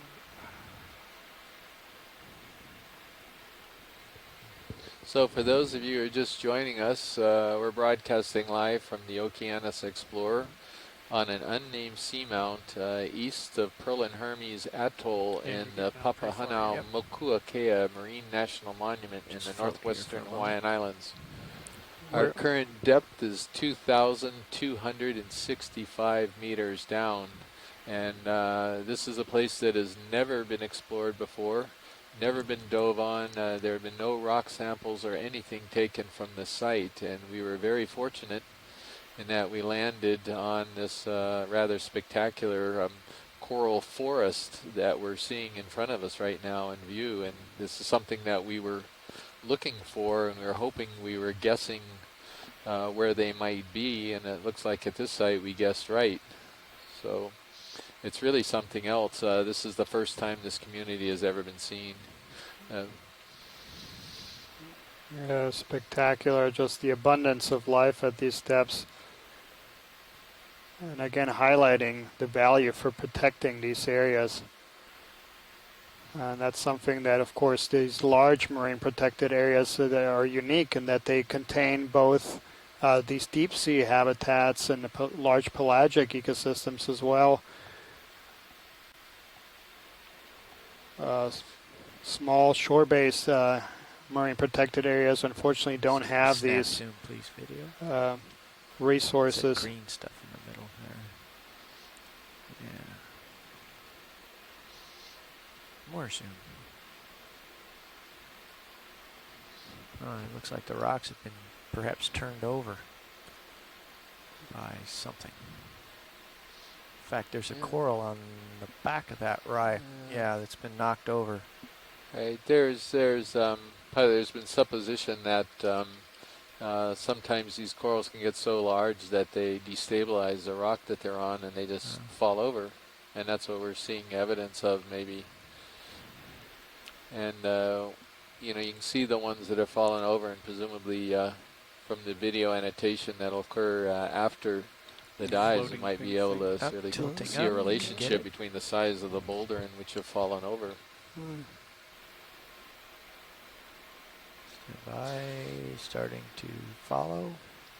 Go back in. Just need to match So are we, speeds with it. You know, one thing we might want to consider, Nav, is a little bit longer ship moves, too, if we're at the end of a 50-meter ship move, just to make sure we make our 700-meter distance here today. Oh, we're in a continuous move now at point 2. Oh, we are? Okay. Yeah, thank you.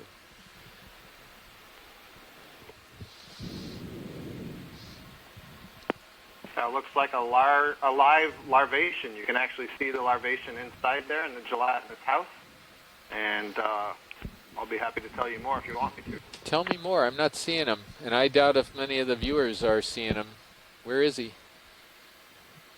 So in the center lower part, there's something that looks like a little tadpole. You can see a whitish bean-shaped structure, and then coming up from it is what looks like a long string. It's a tail, actually. And once in a while, I can see that tail move. And so that's the animal. And the animal is able to secrete this mucus house that you see around it, this big gelatinous ball.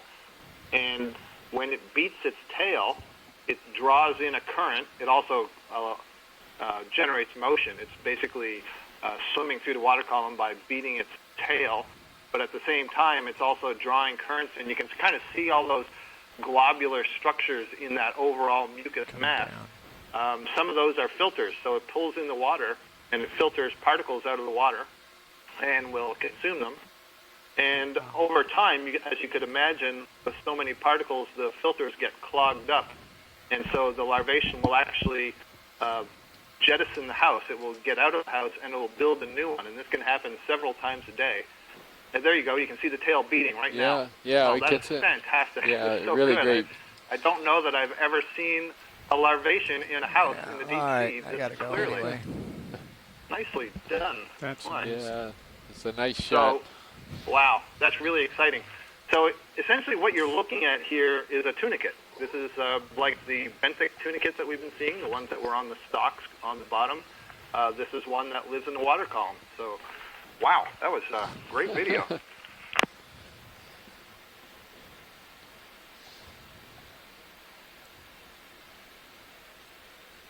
Thanks. We've got a fish swimming by to the. I wonder if where? we could do a snap zoom. He's on the center left third of the screen, behind the coral. There I he is. am oblivious. I got him. Yeah, big one. I got him. Let's zoom from here before we spook him, and then, yeah, just hold that a moment.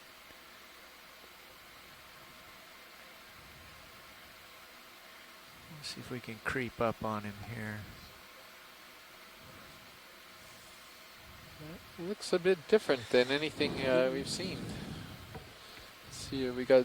I bet we have some fish people. Yeah, Bruce is in here, and Mackenzie is here this morning as well. So we got some fish people can help us out with this animal.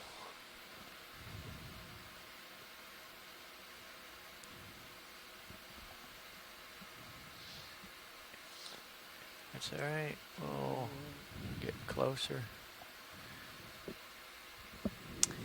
I can't come down without tangling in the corals here. Yeah.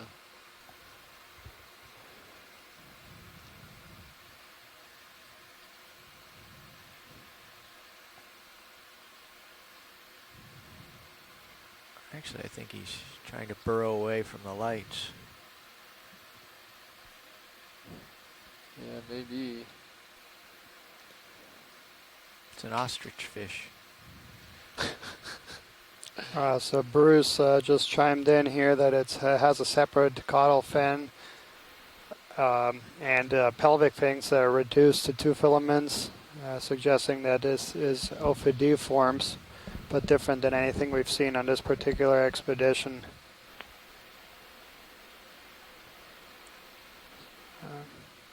That is definitely shy, and he actually has figured out how to avoid the lights very cleverly.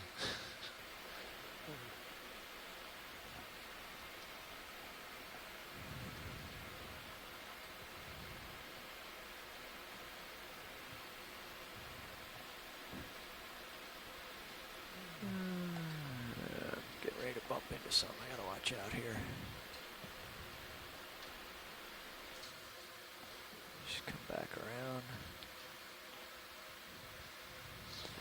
Well, maybe we could leave it at that since we can't see the wide, head. please.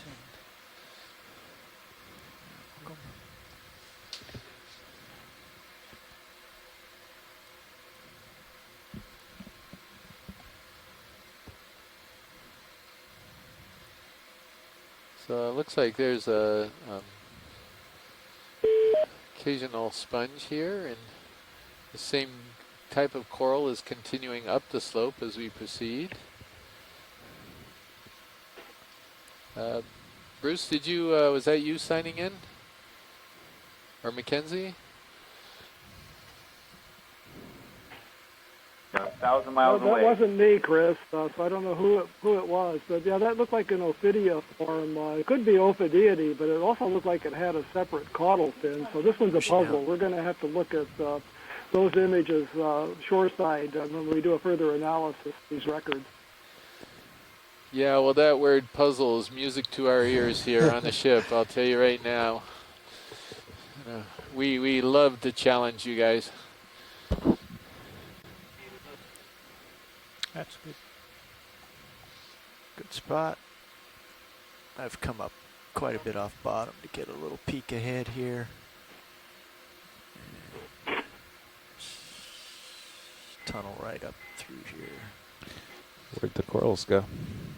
And it looks like this community is petering out a little bit here. Yeah, it's a little steeper. Yeah, this the substrate also looks different here. Here we have a lot of looser, smaller rocks.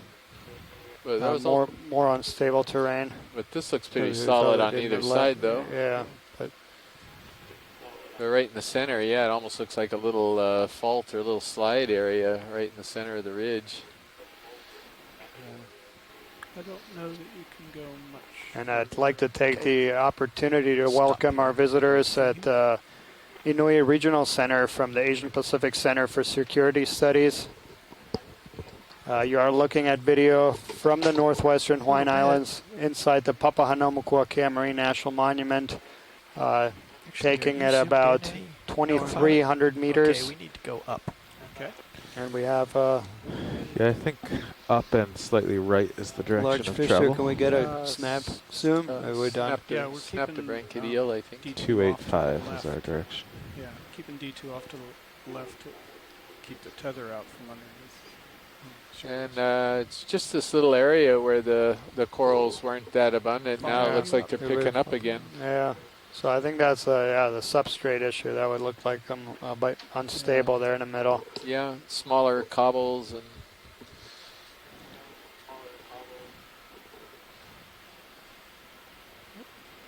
So I think for what we've seen, the substrate is clearly one of the factors that's playing a major role here in these communities.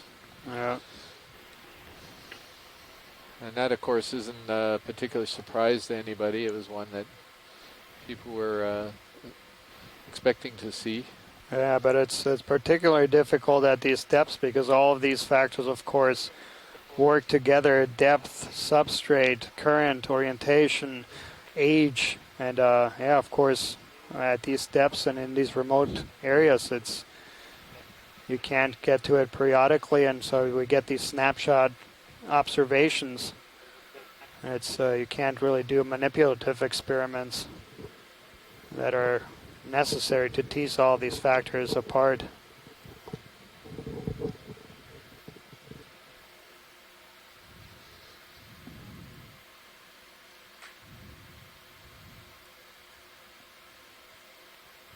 Yeah, but that's a beautiful shot of the orientation there being perpendicular to the flow, so that all these fans are positioned so they can capture food.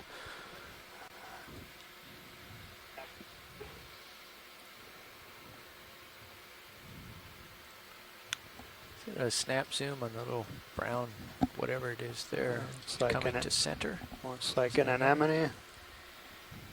Yeah.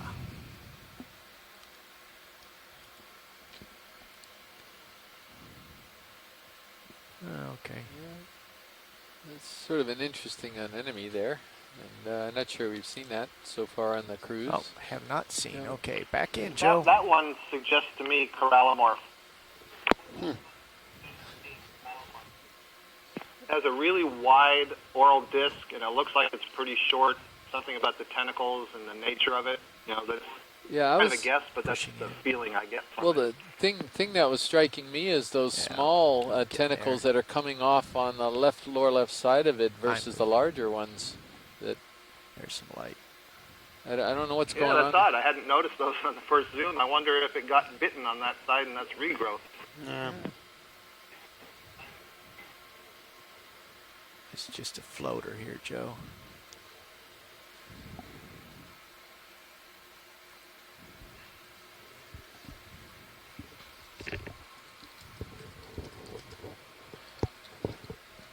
So I'm pretty confused about the difference between these larger anemones and corallomorphs, except for something like Corallomorphus pileata that has the clear white tips to the tentacles, and the larger number of tentacles around the oral disc. And these that don't have a lot of tentacles around the oral disc, you know, I wouldn't really initially peg as corallomorpharians, but then we used to.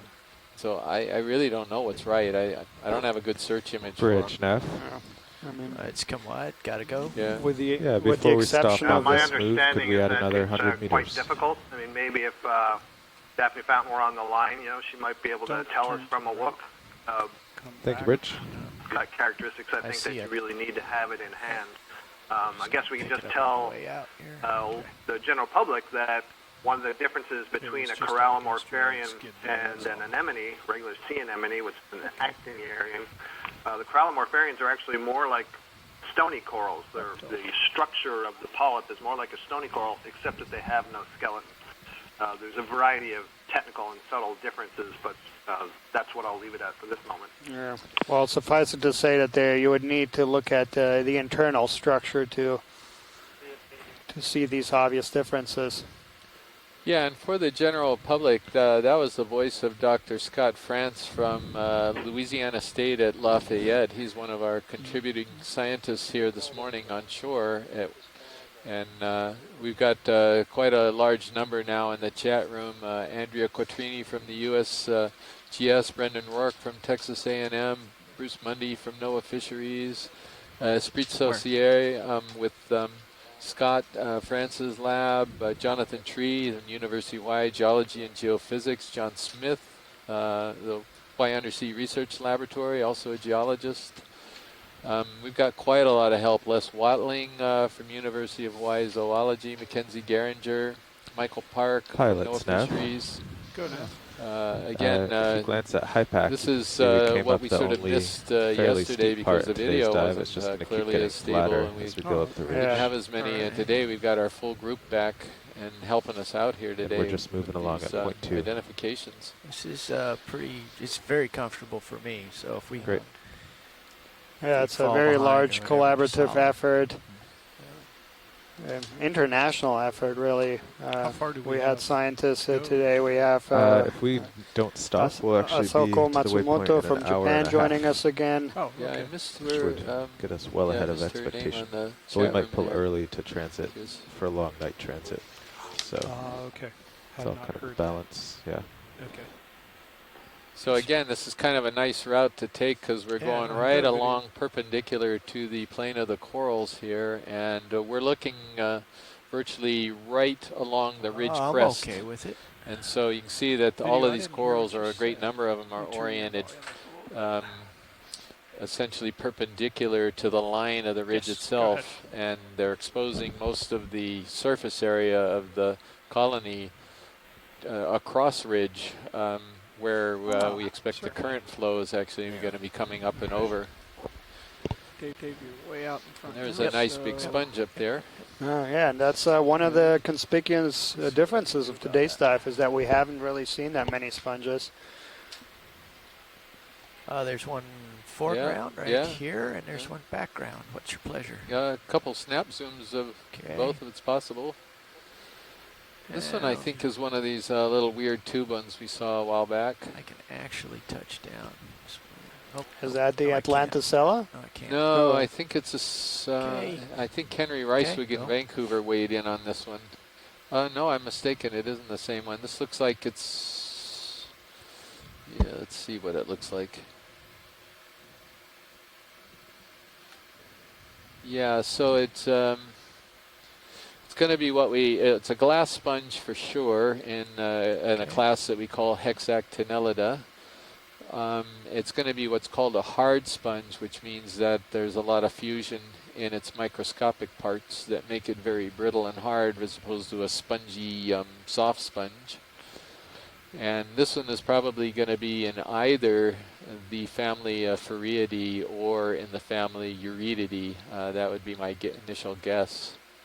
There's also a possibility that a third family, Uncinetaridae, sometimes these we call them waffle sponges, are kind of hard to tell apart.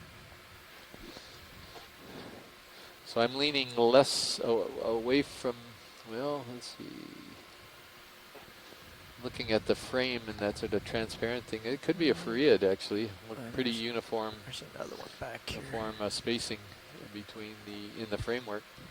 Yeah, and perhaps we can get a snap soon of that other sponge as well. Yeah, if it's one of these Lefroyella, it might be interesting to see if it's if it's got the anemone. But I don't think it is. I think it's just an older one of the ones that we just looked at. And yeah, I'm actually going to I'm going to change my ID to possibly the Uncinetera new genus. Yeah, as you can see, no anemones on this one like we had the other day.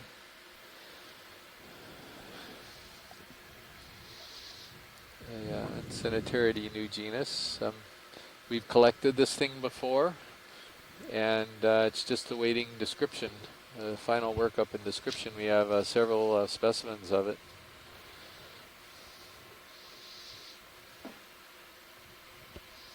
Yeah, it's time for me to go. Yeah. Thank you, Joe. Joe's light more even.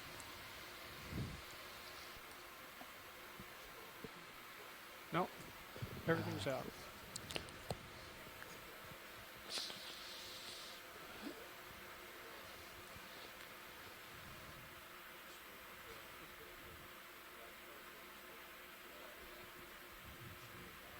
More down than usual? Okay. More down than forward is what he's saying. So do you want more forward? Okay, stand by. Got it. I didn't know if you wanted more light in the Video nav. So we are currently at a depth of I'm just looking on from the side. meters. The ROV to not hit the corals is 3 to 4 meters up. That's probably a lot of the light. Yeah. And we're moving along this very narrow ridge that extends to the southeast of a unnamed seamount, a very poorly studied region within the northwestern Hawaiian Islands, inside the Papahanaumokuakea Marine National Monument.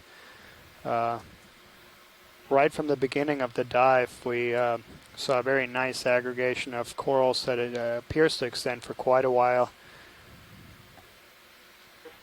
And yeah, spectacular communities. It's absolutely a pleasure to see these dense forests of bamboo corals.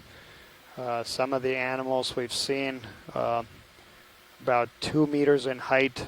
So these are not just large, but also old communities.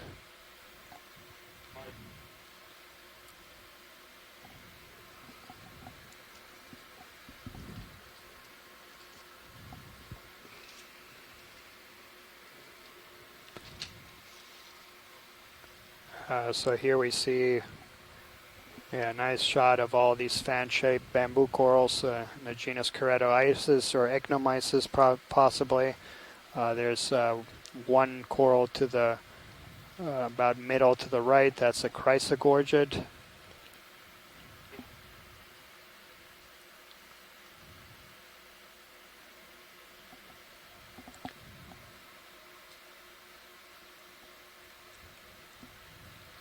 And looking up ahead, so today is our last dive in this particular region of the monument. After today, we're going to be heading southeastwards.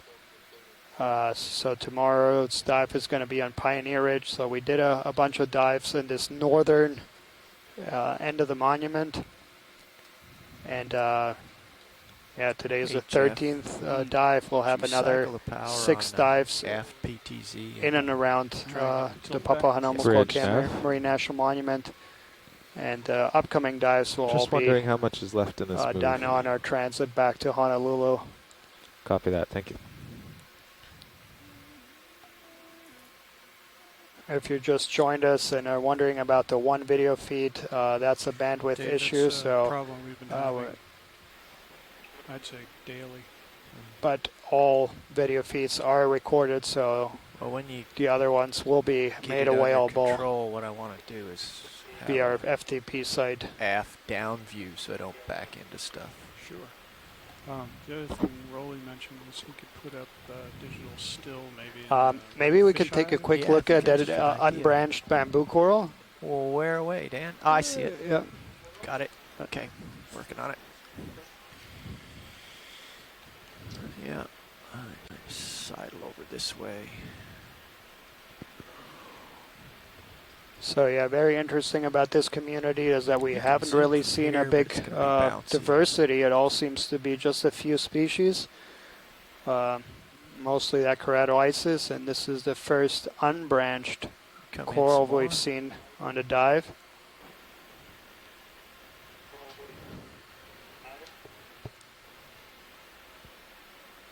Yeah, we're way out.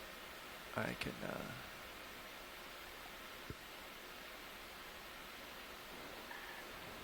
We see another squat lobster on this unbranched coral.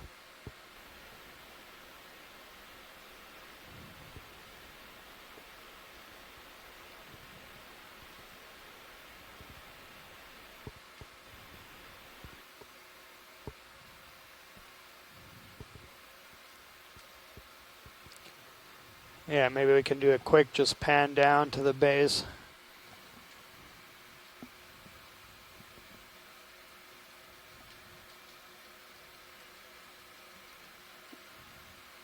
Excellent, thank you. Actually, and if we still have a little time, just to the very tip, the terminal polyp. Yep. Copy that. Can you do that while moving? All right, sounds good.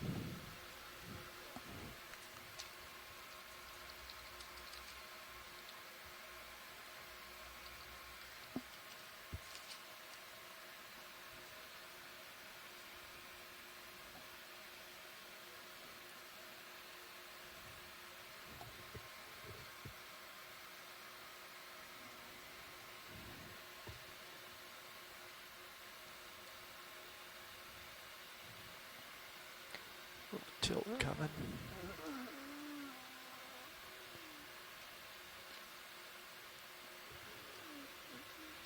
Excellent, thank you, pilot.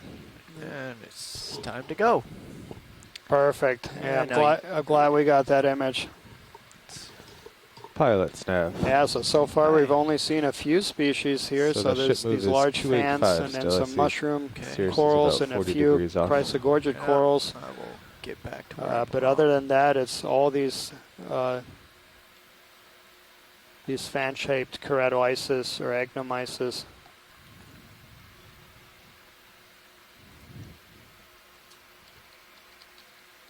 Right about there, Dave. Keep you off to my left. Okay.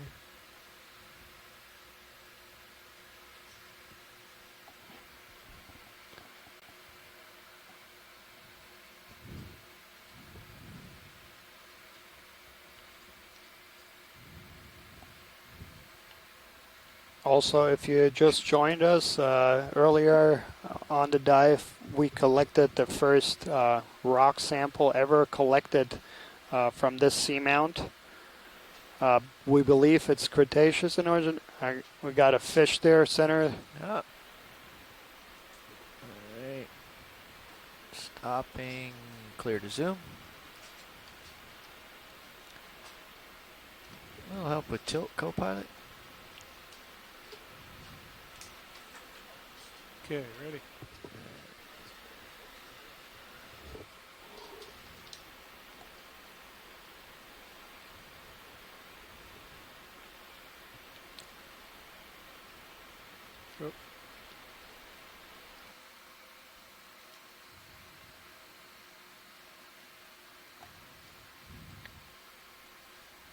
he's blinded. Yeah.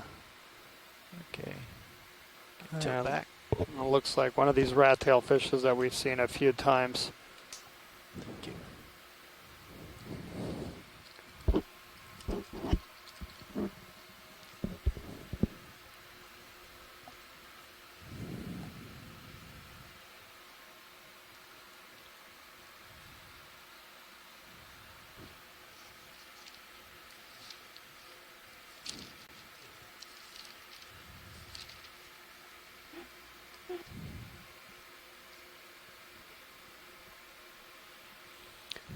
So for also the general public, so that was a mercuriid fish or rat tail.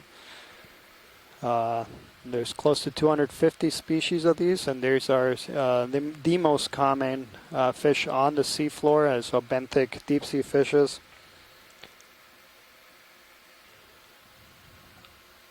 They include some species that do attain larger sizes, including some that are commercially fished.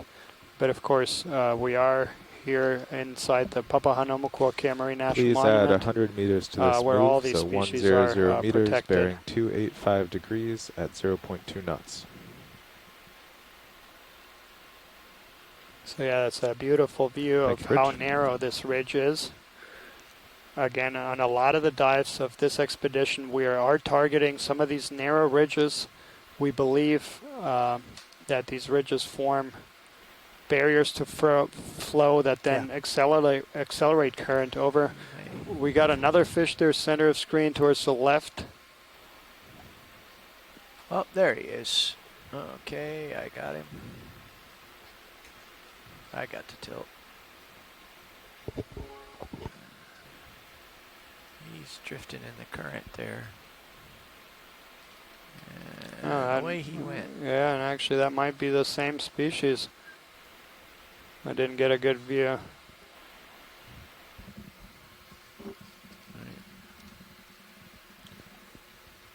Lighten the series up a little bit, Joe.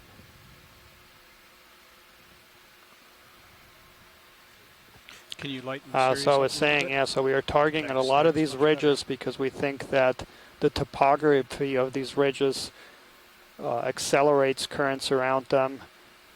And currents is what these corals are very, environments with strong currents is what these corals like to live in. Yeah, you can see the shadow. You could measure it based on the shadow. The particularly exciting aspect of this expedition is that we are going to depths that have never been imaged prior to this expedition. So the deepest images we collected inside the monument and up here in the northwestern Hawaiian Islands were just down to 2,000 meters, and we're currently close to 2,300 meters. We actually did a few dives even deeper than that. So it's very exciting to. And that's where you're headed, 285. Yeah. And there in the distance, we have our first stocked sponge. Well, I'm over the ridge if you don't. Okay, then I'll just pull up. And that's just the stock. There's some current that's going to blow the tether to the right, coming over this edge here. Probably a Caulophacus. But yeah, the top is missing there.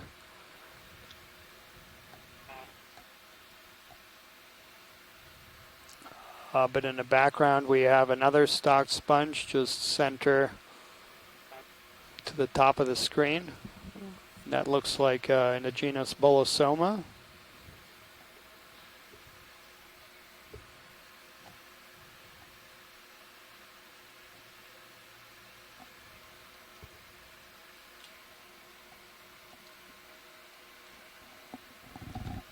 I'm all stretched out here.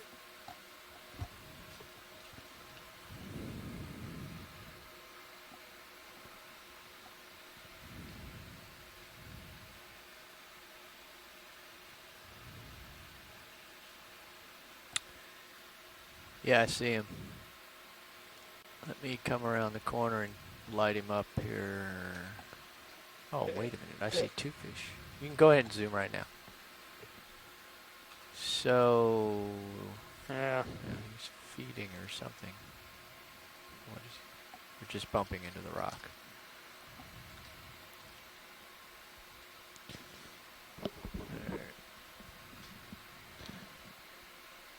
Watch lead nav.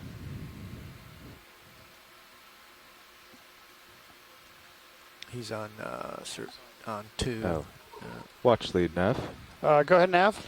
Yeah, just to keep you updated, if we Wide, please. continue on this continuous 0.2 knot move, we should get to waypoint 2 in about an hour and 10 minutes.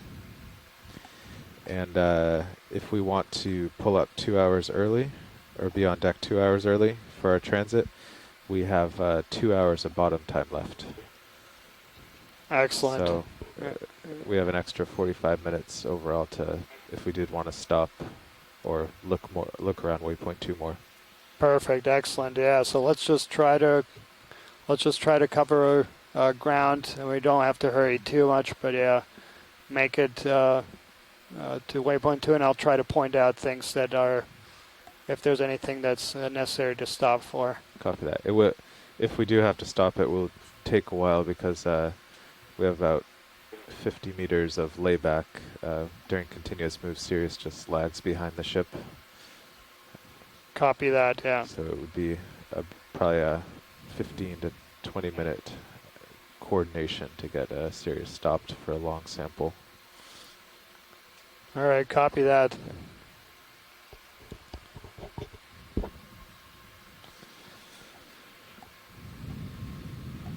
So since I've come over near this edge, we're picking up some current again, coming up the slope and blowing me northwards, northeastwards. You may. We saw our first couple of stocked sponges. Nav has just informed us, so if we continue at the current rate, we should be reaching waypoint 2 in about an hour, 10 minutes. So if we continue and have the same plan of coming up early, we'll have an extra 45 minutes to stop an image. Yeah, or we can just continue further up the ridge. Exactly. Because I'm very curious to, I think we can just find a blend again. Yep. Yeah, it looks like Bolosoma is the sponge.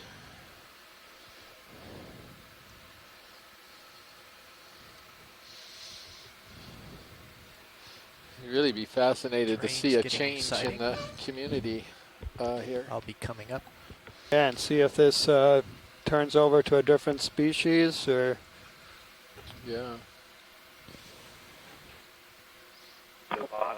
Yeah, Chris and Dan, this is Bruce. Can we turn the lasers on so our visitors can get a sense of scale for what they're looking at? Over. Yeah, the lasers are on, Bruce. They were just really faint. We're further up because the terrain is so steep. They're on the coral right now. Okay, roger that. I got nothing but up right now. So yeah, Wow, look at those corals going up the side of that slope. Yeah, all lined up along the side.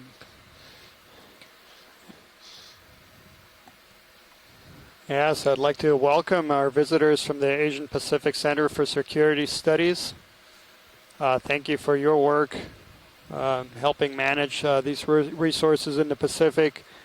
You are looking at some of our most pristine ecosystems in the Pacific, these deep water ecosystems inside the Papahanaumokuakea Marine National Monument.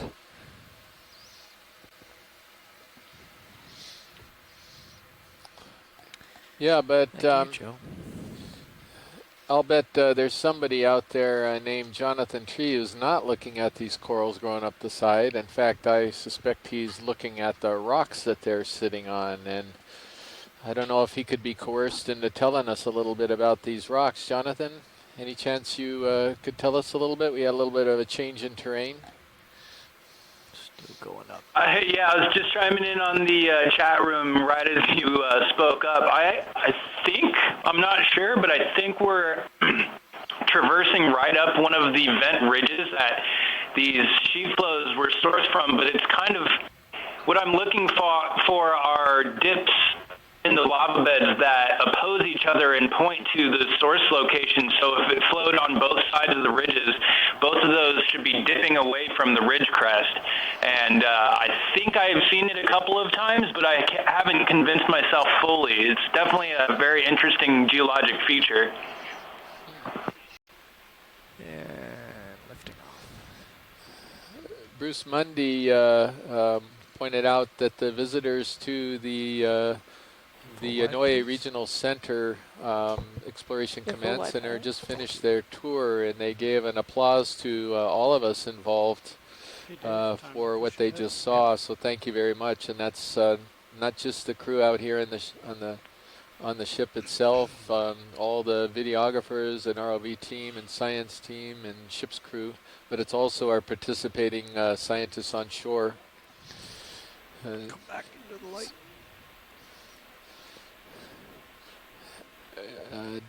I just got back from a quick bite to eat at lunch. Not sure what Daniel has updated you with, Following but edge of the we are ridge. currently at 2,183 meters below the surface of an this has been a unnamed very straight seamount ridge for our in the continuous move. Papahanao-Mokuakea Marine National Monument in the northwest Hawaiian Islands. It has never been dove on before. This community has never been seen before by human eyes, and you are seeing it for the first time at the exact same time that we are seeing it.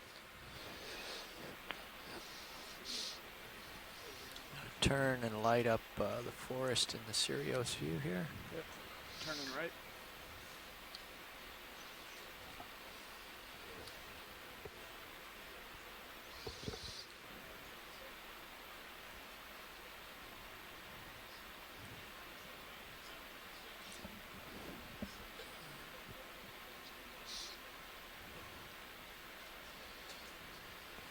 Bridge nav.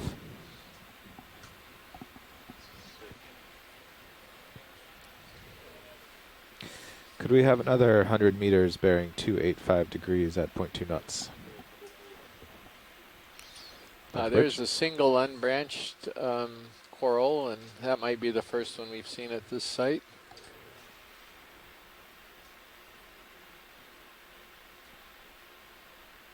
We did get some close-ups of a lepidisis while you were out, Chris. Oh, okay. All right. So if I guess we've already imaged that, we can keep going on.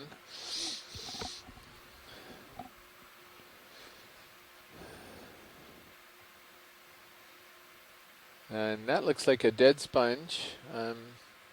Very likely something that we either call Tritopleura or I think that's what I'm going to stick with. So when these sponges actually die, they turn brown. This one's quite brown. Normally when they're alive, they're a brilliant sort of translucent white color, which is really pretty. Got a couple more coralliums, so maybe it'd be fascinating to see if we transition into a corallium community as we get further up. Coming up. So I see. And that looks like a dead sponge. Very likely something that we either call Tritopleura or I think that's what I'm going to stick with. So when these sponges actually die, they turn brown. This one's quite brown. Normally when they're alive, they're a brilliant sort of translucent white color, which is really pretty. Got a couple more coralliums, so maybe it'd be fascinating to see if we transition into a corallium community as we get further up. Coming up. So I see 1, 2, 3, 4, these 4 coralliums, 5 of them.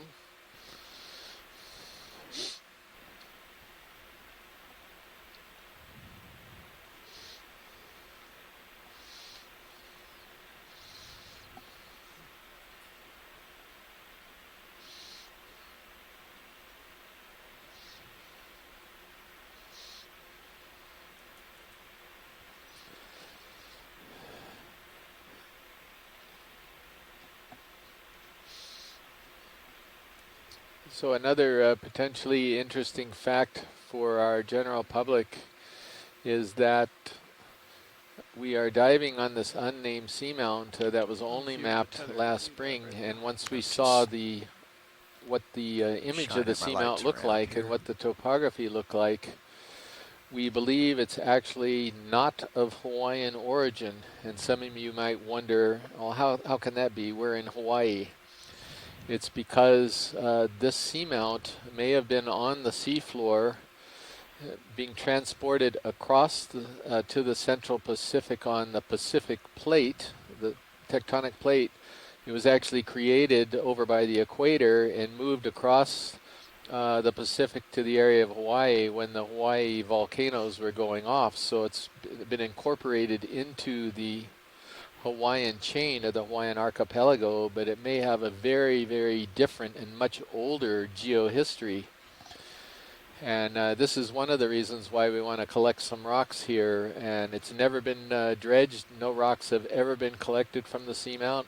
We know nothing about this place until we saw the maps, and then until today when we're diving on it right now. And hopefully we're going to find out a lot about it after this dive. It's got, I was going to let him make his little sidle over to the edge. Just right over here. Yeah, see, he's sort of going back. Isn't that remarkable? Yeah.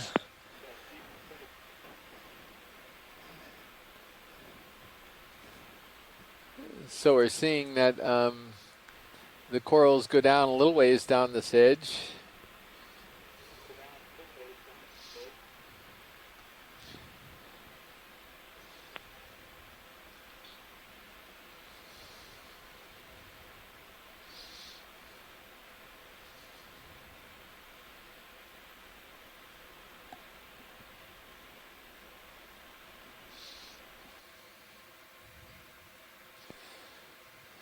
So until we actually get a rock up, we've got one in the box already, but until we actually get it up and do some type of chemical analysis on the rock and try to date it, we can only estimate what the age of the seamount is. And we think it's probably somewhere between maybe 70 to 90 meters, 70 to 90 million years old, versus some of the Hawaiian seamounts around it that erupted around it that are much, much younger. They're probably on the order of 25 to 30 million years old. Yeah, I'd like to change things up a little bit. So yes, cancel possible tell, if you will, or a clue as to the age of the seamount we're looking at. And the thicker and bubblier this type of manganese crusting on the rocks themselves, then the older the seamount is.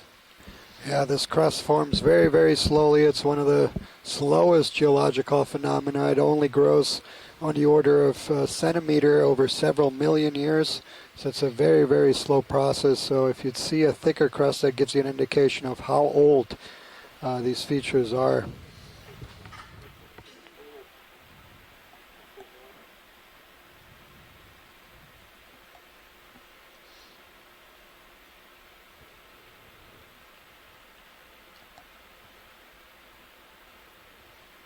Our current depth here is 2,165 meters.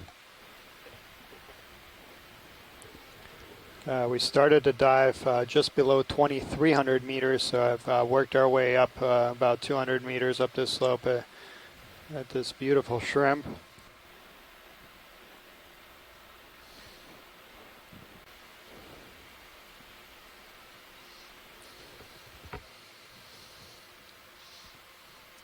This is pretty remarkable. You know, you can see these colonies off in the distance very easily because they have a very calcified base to them that really lights up.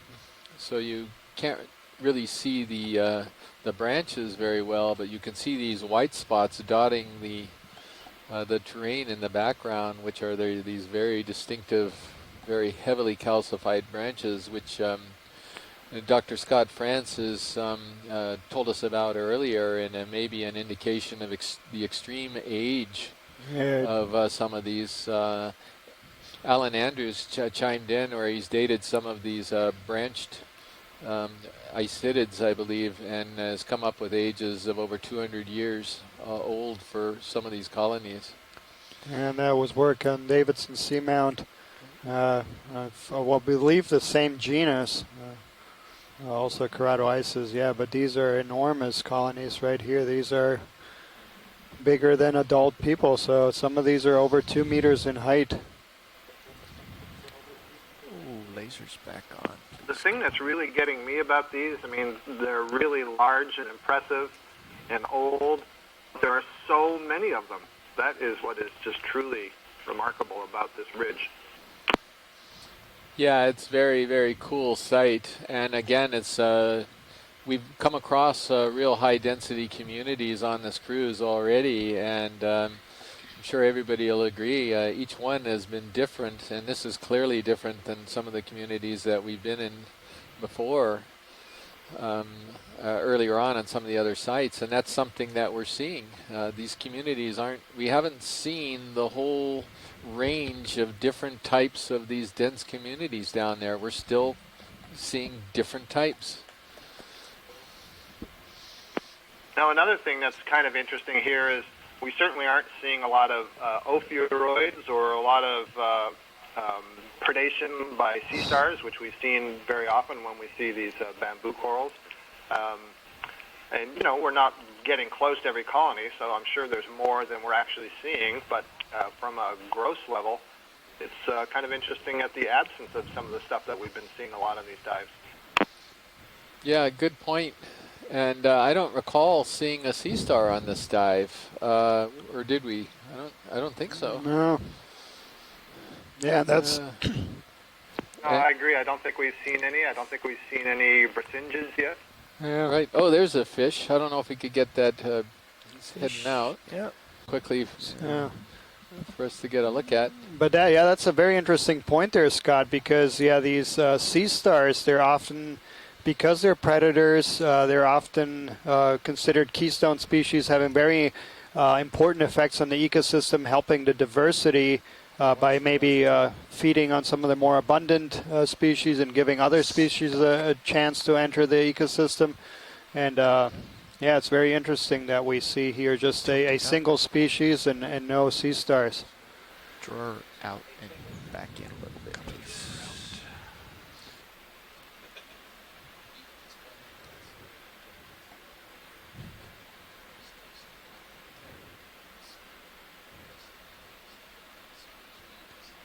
It's not going anywhere. I'll draw it back in. I don't know if we have any samples, do we? Put the call out for a sea star, which we sort of did indirectly. One would show up. What about and he is eating. Slider inboard, outboard. Video zoom, please. And hold that right there. Thank you. Actually, No, he's not eating. This is a good sea star. He's behaving himself. He's sitting on the rock and leaving the corals alone for a change. Maybe a little drawer out. Do we have time for a macro? Well, I noticed the branches directly above him have no polyps on them in the picture there, so maybe he's so full he's taking a break. Well, Scott, you got to give these guys the benefit of the doubt. If you see one actually behaving, you have to sort of believe that he's a good star. It's just I think that looks more like a siesta after lunch. Yeah. So you're agreeing with Scott? He's taking a break. I'm with Daniel.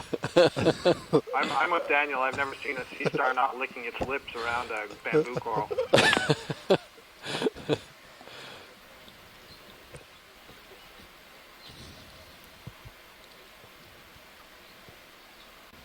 Box outboard.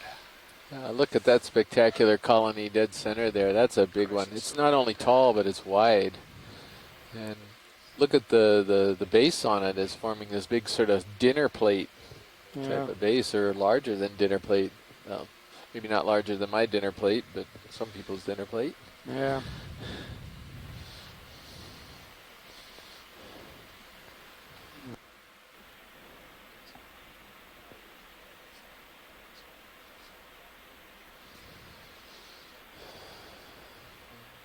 Just take the skids out, video, just that much zoom.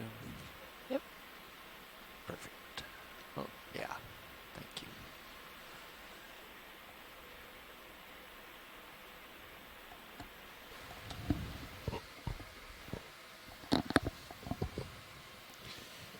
bridge, Nav.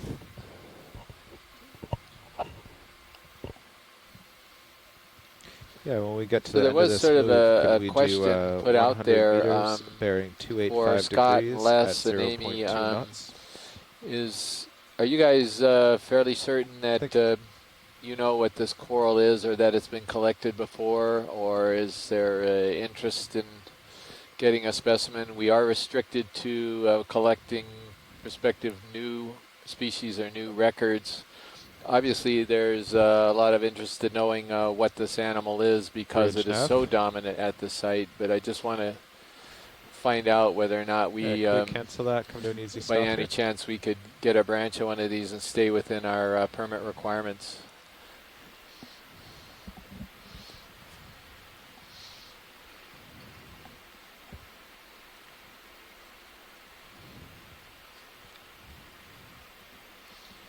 Yeah, and one of the tricky parts for these isidids is they actually can't be sure it's a new species until you get a piece.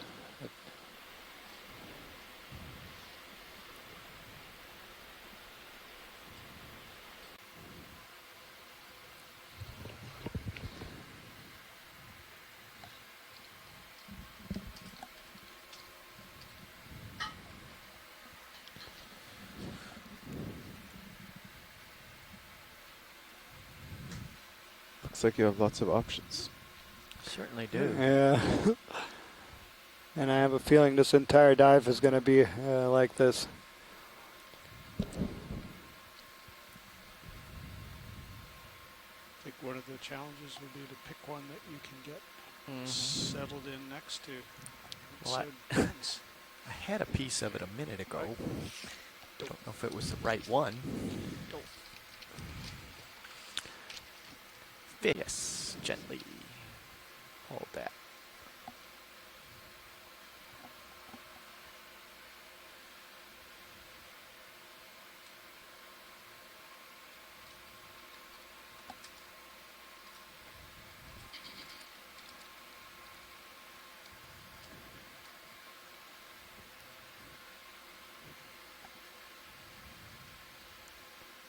A little bit more zoom. That's good. I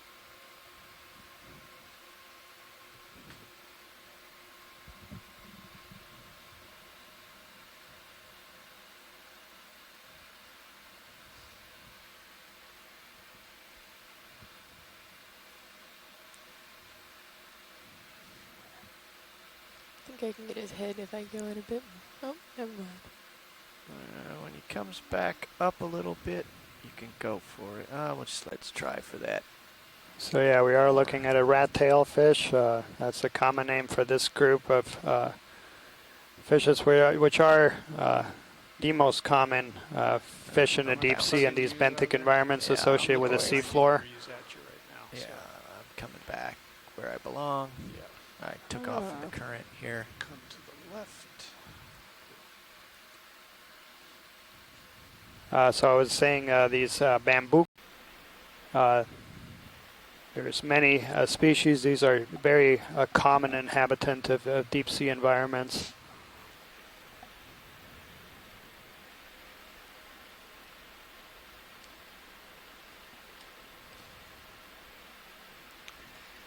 So now we can clearly see the current going by.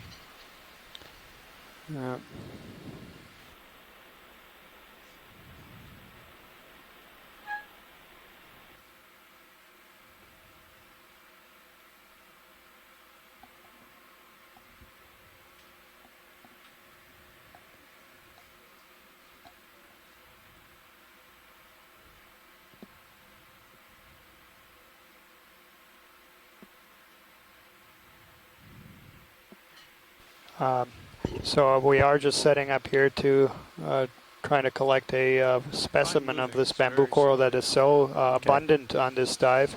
Also wanted to give all of our viewers and shoreside science partners a heads up. We are going to have a shorter dive time today.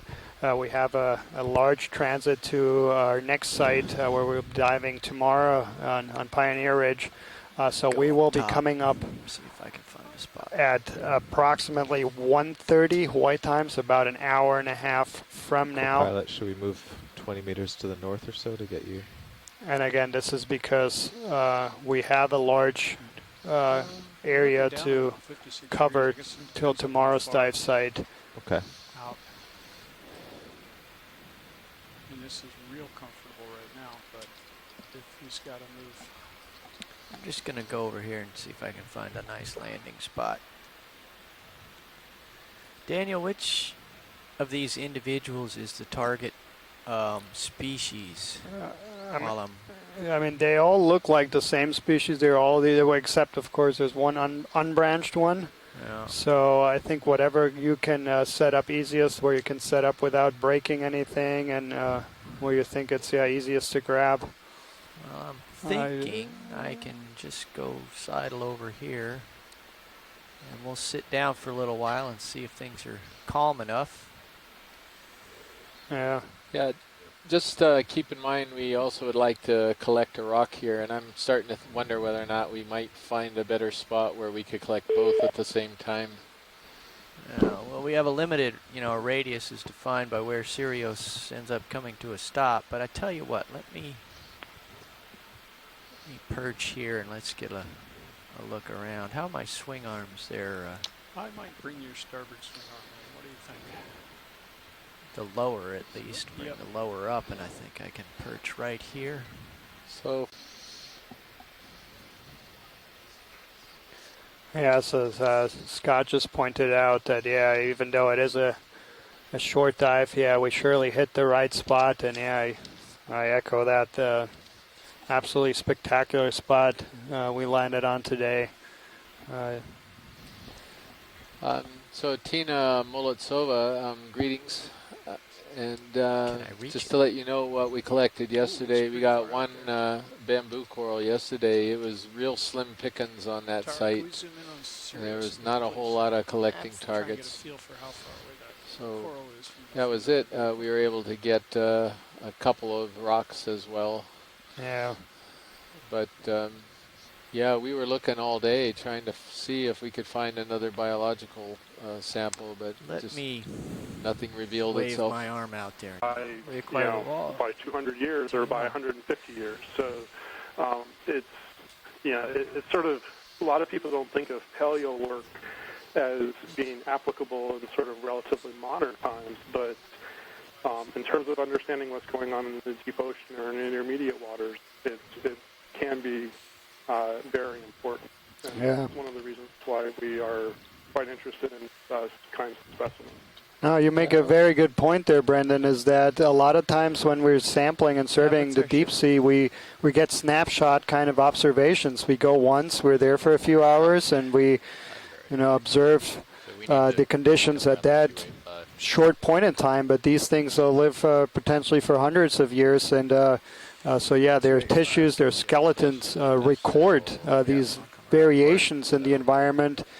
And so by studies like the ones that you've been doing, it's incredibly valuable that you don't just get the snapshot, but you get the integration over time, how things change. Yeah, it's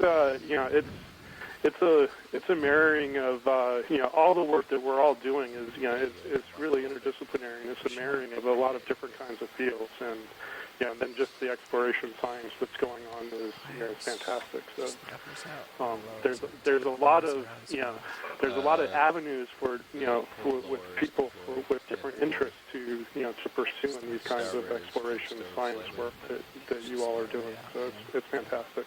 Well, we all are doing, not just you all are doing. We're all contributors here, and we really appreciate you talking to us this morning, Brendan. It really helps, and the work you're doing is just fascinating. So keep it up, and we'll see if we can. Yeah. Well, thank you, and thank you for letting me participate as well. There's interest in imaging that red coral off to the right. Yeah, the smaller one also. Yeah, the mushroom coral. Tina wanted a quick look at it. I copy that. Just Stein Craft. And off we go to the red one.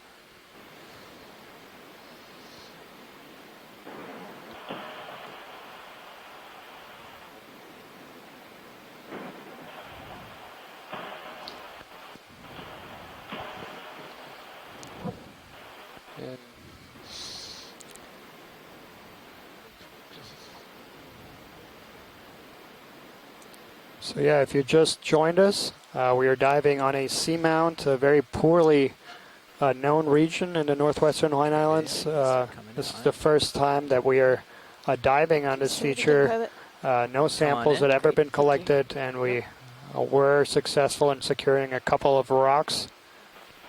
Yeah, this looks like a bubblegum coral. Yeah, and then the... Yeah.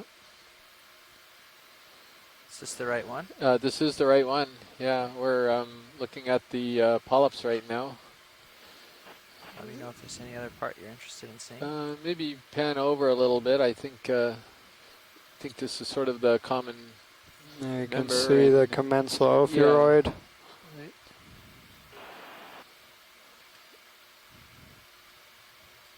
Yeah. So that's a pretty good shot of it. Yeah. And then I guess what we could do is look at that smaller mushroom coral. They're pretty common on the dives, but we've got a person who actually understands that group really, really well, who's interested in seeing if they are the same thing.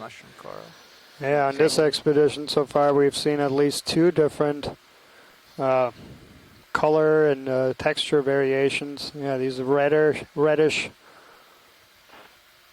and then more pink, orangey. He's kind of droopy. Yeah.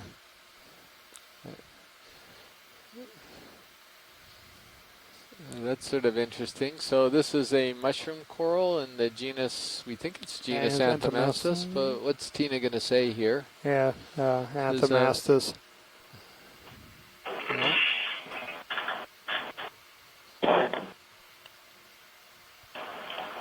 And as Scott had pointed out on previous dives, there's 18 species or described species in this genus. Yeah, thank you, pilot. Appreciate it. So I guess we'll make a final push to waypoint 2. Okay. Would we like any more imaging at least? After we finish... Up to you, video. Imaging, yeah. So we do have approximately an hour left on the bottom today. We are coming off the bottom a bit earlier today because we have a long transit to tomorrow's dive site. Tilt just a bit down. But it looks like we picked the right spot. We have seen some absolutely phenomenal abundances of deep sea corals on this site.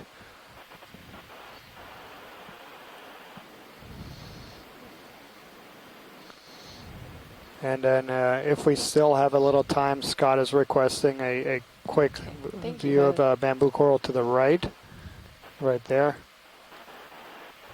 The pinkish one? Or the lighter one? Yeah, the one right here, I think, in front. Yeah, just in front of us. Something's... Oh, he just wants to look at the bamboo coral, I see. Come on in if you'd like.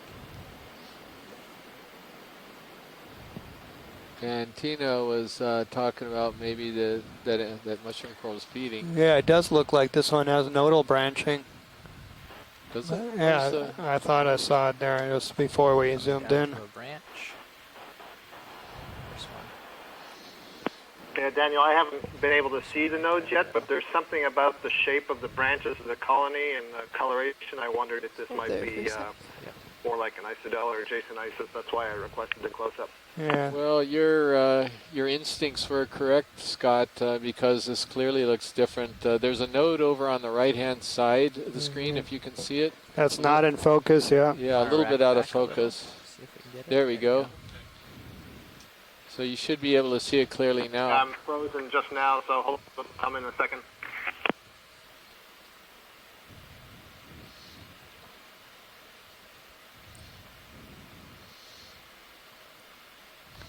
Yeah, that was a great example of how important these images are. From just a few feet away where we were, they looked like it could be the same thing, and you really got to zoom in and take a close look to determine that they are different. Now I can see it, and all I can say is woohoo! I did notice a difference there. It's great to see. I think maybe I'm starting to learn something. Well, I think your eyes are improving definitely there. I don't think any of the other of us even expected something different. But yeah, that's great. Able to document yet another bamboo on this amazing community that we're on. Yeah, and that's kind of a point we made on earlier dives that because these corals are so plastic, you can have different species starting to look similar when they're in the same environment. And yeah, from a few feet away, these two corals that are right next to each other look very similar. And you really got to take a close look to be able to determine that they are in fact different species and different genera even.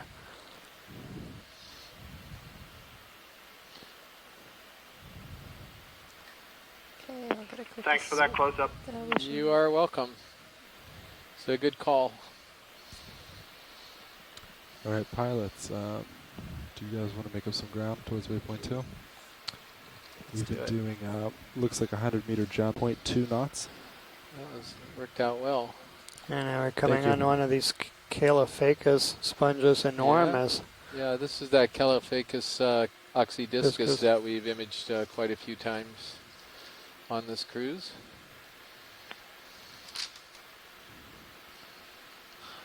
Little corallium down here, so we've got sort of a rubbly substrate for a little patch here. I don't think it's going to persist very long. So, Pilot and Nav, have you noticed any difference in the direction of the current? Are we still getting a sort of a southwest current? I actually just sat down, so if you said you've been seeing a southwest current? Yeah. Just judging by the things coming into my face, I would say, yeah, the current's coming from, well, actually it's coming more. Yeah, again, this looks like more unstable terrain here.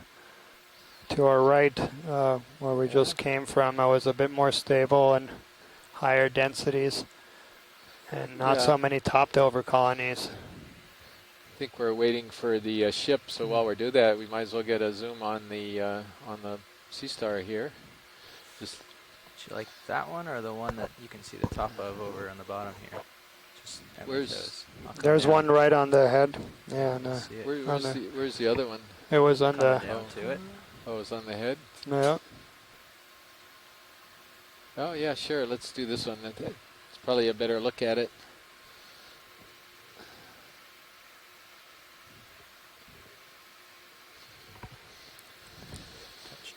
Okay, video. So you said there were some comments that the video is breaking up a bit on shore? Yeah, so the last 10 minutes or so, several people. Uh-oh, I have never seen this Sea Star before, not even close. Chris, I hope your image is not pixelated. Yeah. This is we're making out the emergency call to Dr. Chris Ma at the Smithsonian, who's an avid Okeanos explorer follower. Chris, we got to have help on this. I hope you can hear us. I'm not even going to try to describe this thing.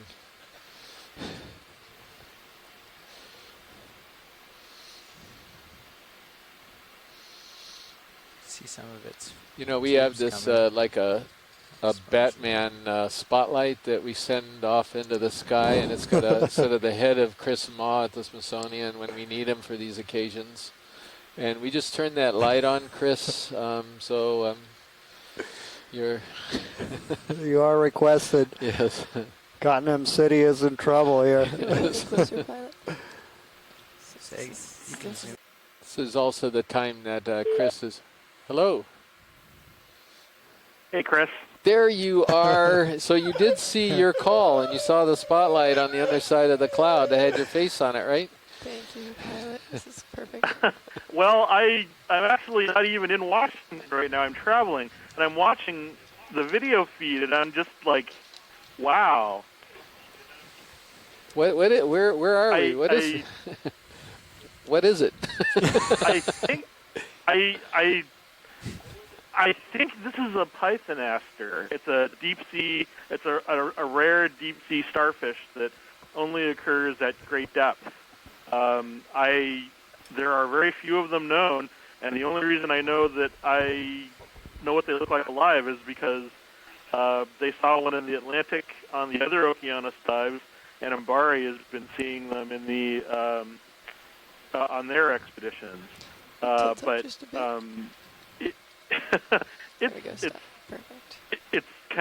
it's exciting to see something that I don't actually recognize very quickly. Yeah, I think, wow, and this would be really novel because, I mean, when I express how rarely encountered these are, there are maybe 6 of these. I don't mean 6 species. I mean 6 specimens of these.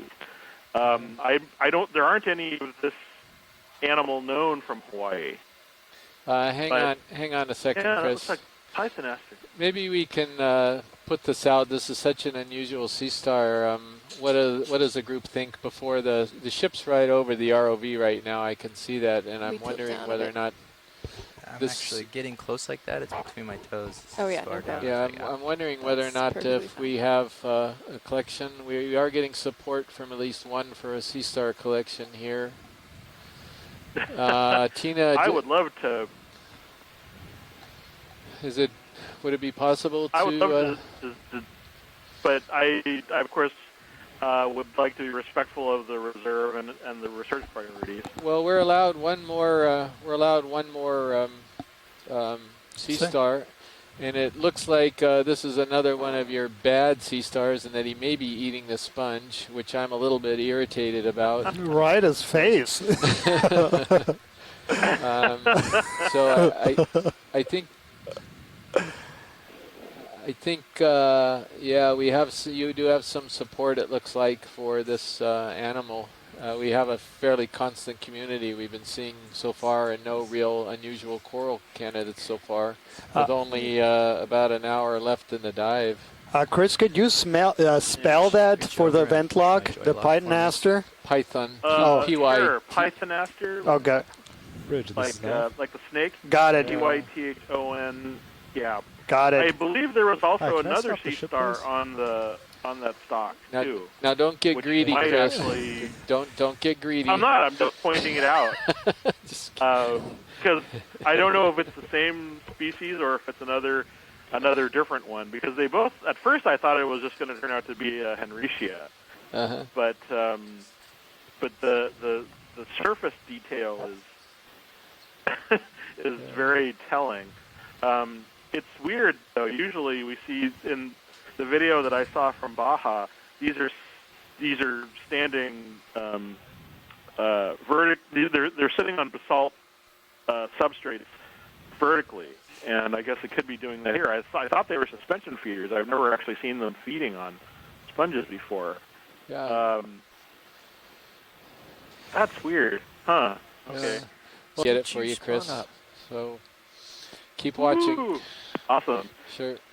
Chris, it's Scott France. I'm looking at some of the photos from the Canyons 2013, and I see there is indeed something labeled Pythonaster. Yep.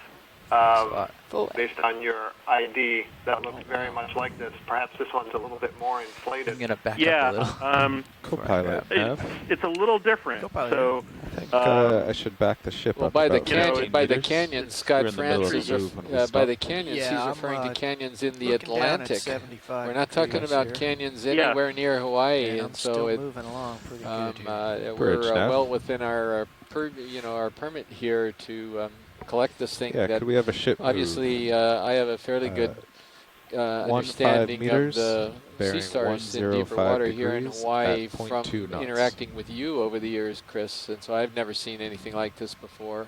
And if you haven't seen anything like this before in Hawaii, it's yes, thank you, Rich. It's a pretty good bet that we've got at the very least a new record here. Oh yeah. No. I definitely think that's the case. I mean, Pythonaster is an animal that occurs. The indication, the specimen suggests that it occurs worldwide, but it only occurs in thousands of meters of water. So 7645. it's something that is rarely encountered, and Hit the button, I thought. so it's definitely an unusual animal, and like I said, I think I've only seen maybe 6 of grip them. force one, yeah, and ever, then setup. you know, in terms of specimens. So, so even if it turns out to be, say, you know, something similar or known, 7645. it would add substantially the number of known, you know, specimens that we could learn from and conceivably even get some more DNA out of. Just have to try it. Another thing that's interesting, Chris, in this photo from the Atlantic Canyon is that it's also oriented vertically, as you noted this one was, and as you noted it was on basalt, but what's intriguing is right next to it is a sponge. So I wonder if it's or that it's would still make a holding lot onto of the sense. rock up there. I don't know how alive it is. We again, It's you know, fallen over, but it's we know nothing about these still animals. I mean, you know, stand by, the Chris. animals that are known are purely from preserved specimens, and some of them are hundreds of years old. Yeah, stand by for a second, Chris. Let me make a comment to the pilot here. Pilot, so one other option which we think we have here is that you could theoretically cut that sponge stalk again at the base if it would fit into the box, and you would acquire the Sea Star without crushing it. It's our understanding too that we would be allowed under our permit to actually get the stock. You could get it very close to a spot there, and that might be a way to I don't know how big that piece is. Would that fit in one of the longer boxes, or is that just out of the question, trying to get that? Well, yeah, that's certainly an option. I just got my grip force set really low, so that way it would be an easier grab, but I can certainly just clip the sponge if that's kosher. That will certainly preserve the Sea Star as long as he doesn't let go. Yeah, and because this sponge is dying, it's completely off on its side, and it's missing most of the whole top of its head there. I don't think it would be acceptable. Okay. In that way, we might be able to bring up an absolutely perfect specimen of the Sea Star. I could imagine. Let's take a partial zoom. So those two Sea Stars just took down your big sponge. Rotate here.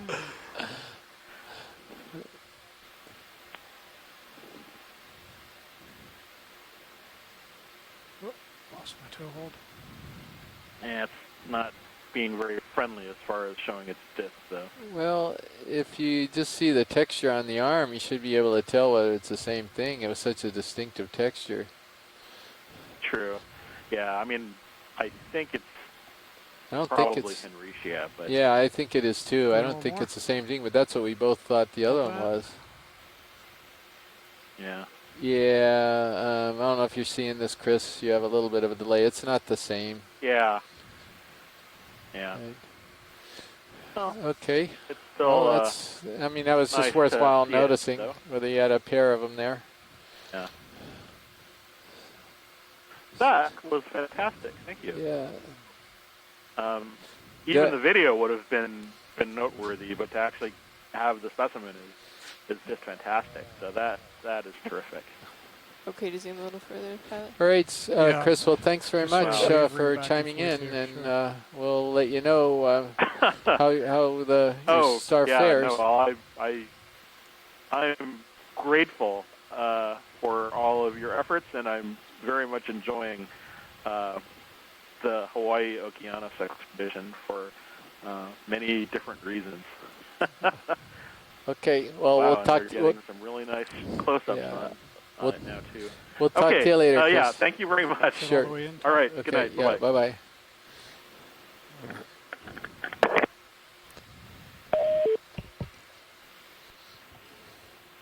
So yeah, we have approximately 40 minutes left on this dive. Yeah, we filled our collecting quota. We got all of our samples, so hopefully we can make it to waypoint 2 here.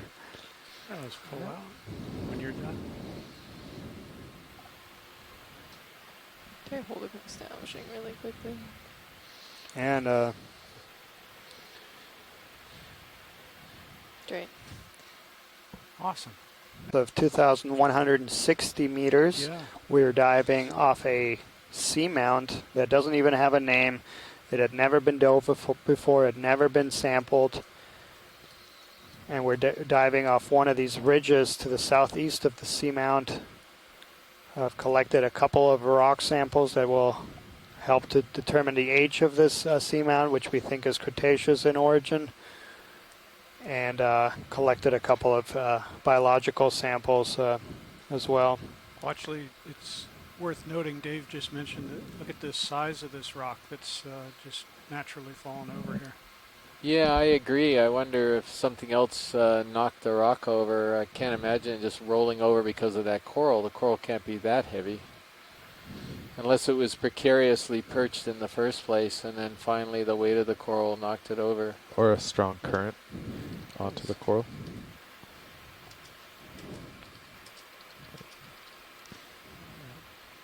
So for those of you just joining us, possibly from the Maui Ocean Center on Maui, or from the Aquarium of the Pacific of Long Beach, California, welcome. We're providing you with a live broadcast from the deep sea floor. We're aboard the Okeanos Explorer, and we are currently at a depth of 2,156 meters down on an unnamed seamount east of Pearl and Hermes Atoll in the Papahanaumokuakea Kea Marine National Monument in the northwestern Hawaiian Islands. You are seeing a live video at a location that has never ever been dove on before. Nobody knows anything about this seamount, and you're seeing it right along with us. You're exploring with us. The ship Okeanos Explorer is operated by the NOAA's Office of Ocean Exploration and Research. And if you like what you're seeing here, this ship is designed to broadcast all of its dives live to the general public. You just need to go to your website, and you can Google Okeanos Explorer, and you'll see a screen. And when the ship has got the vehicle diving in the water, you can participate. You just click on the link and you can see the live video yourself and explore right along with us. So thank you much for joining us, and I hope you're as fascinated by what you're seeing as we are on the ship, as well as all of our onshore scientists who have taken time out of their schedules, and some of them have actually gone into these exploration command centers to participate remotely. There will be live video feeds of this current expedition every day, with the exception of August 19th through August 21st. And then we'll return to Honolulu, and then there will be 2 more short cruises. So there will be another cruise to the main Hawaiian Islands, and another one to northwestern Hawaiian Islands and Johnston Atoll. So there will be these live video feeds through the end of September, and you can follow in real time, as well as get short video highlight summary clips after every dive at oceanexplorer.noaa.gov. So what you're seeing here is you're seeing these very, very large colonies of bamboo corals. It's a very, very dense community down here. It's they're growing on a ridge that's coming off of the southeast corner of this unnamed seamount. And we've seen these all day long. So this community is extending for hundreds and hundreds of meters up the slope, and probably continues for quite some while. And we're trying to understand these communities better. We think they're a very high priority to understand how they form, how to predict where they occur, basically what's their composition, what type of species live in these communities. And as you can see as well, the size of these things are several meters, a couple to several meters high. And we've had some of our scientists estimate their ages of some of these colonies just from looking at them, and from their past knowledge of other bamboo corals of being potentially 200 years old or older. Yeah, and in addition to the questions that Chris is just mentioning about understanding where they form, how fast they grow, all these factors, they also have important management implications. So we are in an area that is protected. This area is close to fishing, close to other human impacts, and of course understanding where these dense and important communities are is important for establishing these marine protected areas in the first place, and then also to gather support for those that are already in existence, because these are very important communities, long-lived species, high abundance of species, and then also adding to the biodiversity of the region. Yeah, I guess it is. I don't know what that is. I guess it's a stump. Anyway, sorry, I get distracted easily. You're looking at a very cobbly substrate. And the corals here are actually finding the few larger boulders within this cobble field attached to. And so clearly substrate, this is a perfect example of substrate being a very important factor in determining the density of these animals down here, that when you have good solid substrate, you get a lot of animals growing close together, and then when your solid substrate is more spread out, so are the corals. Common to the north.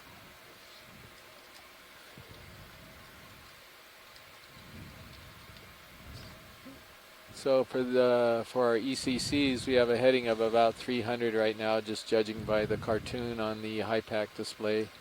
So we're looking again straight up slope here. So we've come across a little flats area, and I think this flats will continue probably until the end of the waypoint.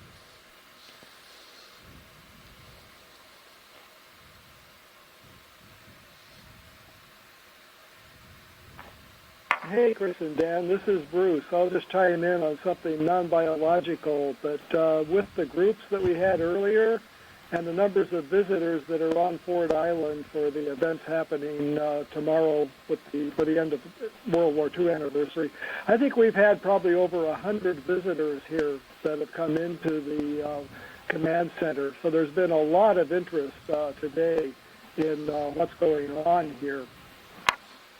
That's just fantastic to hear, Bruce. Really appreciate you sharing that with us. And Bruce had already sent a message via our chat room earlier that the visitors had seemed to really enjoy, one group at least that had left had really enjoyed the broadcast. So thank you very much for that. Yeah, and particularly important to share these images of these communities, with folks that work with managing these resources in the Pacific. So yeah, we're doubly delighted. You know, this water looks so clear right here. You could be in some type of a very exotic desert environment. I mean, you're hardly seeing a particle in the water. It's just. So there's a great colony right there just to the left of that red pink paragorgia. You see the bamboo coral, another example of a rock that's tipped over, and the colony then reorients and starts growing upwards. Great example. Yeah.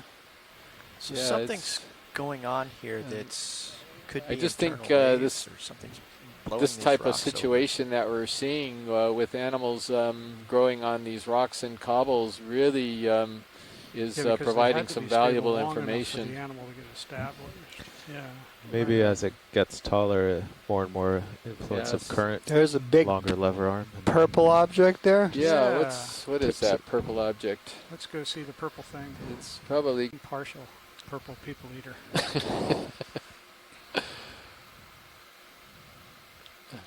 Well, it's a little different. Curled up holothurian? Yeah, I think it is a holothurian. I think he's eaten like maybe 5 people here, just from the looks of him. I don't know. What do you think? This is a perfect example. So the sea cucumbers are holothurian. They have this leathery skin and they have collagen in their tissues, so they can contract and relax their skin at will, and so can change in shape and contort themselves in very different kind of body shapes fit through underneath small rocks or make themselves look bigger. So yeah, it's a very fascinating aspect about the life of these creatures. They also don't have many known predators because they have very elaborate defense mechanisms. One of the most spectacular ones is that they can eviscerate part of their internal organs, these sticky tubes that will then adhere to the predator and confuse the predator. Truly fascinating creatures. And we can see it changing shape before our eyes right now. Might be getting ready to take off. They do that when they sense our pressure wave.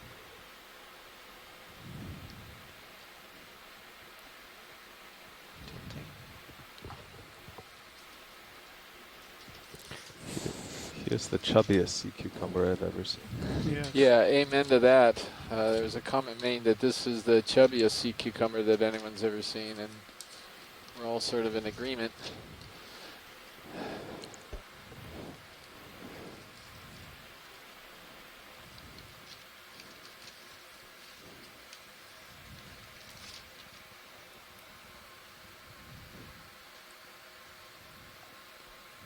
Those of you wondering, we're about 95 meters away from waypoint 2. Which end is he pointing at our camera? He's roaring. A few more interesting aspects about these animals. So they are scavengers feeding on debris on the seafloor. But wait, you didn't answer his question. What? What was the question? What end are we looking at here? Or are we going to let that go? Maybe we ought to let that one go. I think it's a gazetta. There may be some chuckles out there amongst the people watching, but we're trying to maintain a level of dignity here. Well, as fascinating as this is, we need to move on. And particularly because the next point I was going to make is that sea cucumbers are considered a delicacy in many cultures. Right, and on that note. That's just me. It's sort of interesting. I wonder how heavy one of these big colonies really is in water. Yeah. You know, I'm just from the looks of things, they can get pretty heavy if they're rolling over rocks like that.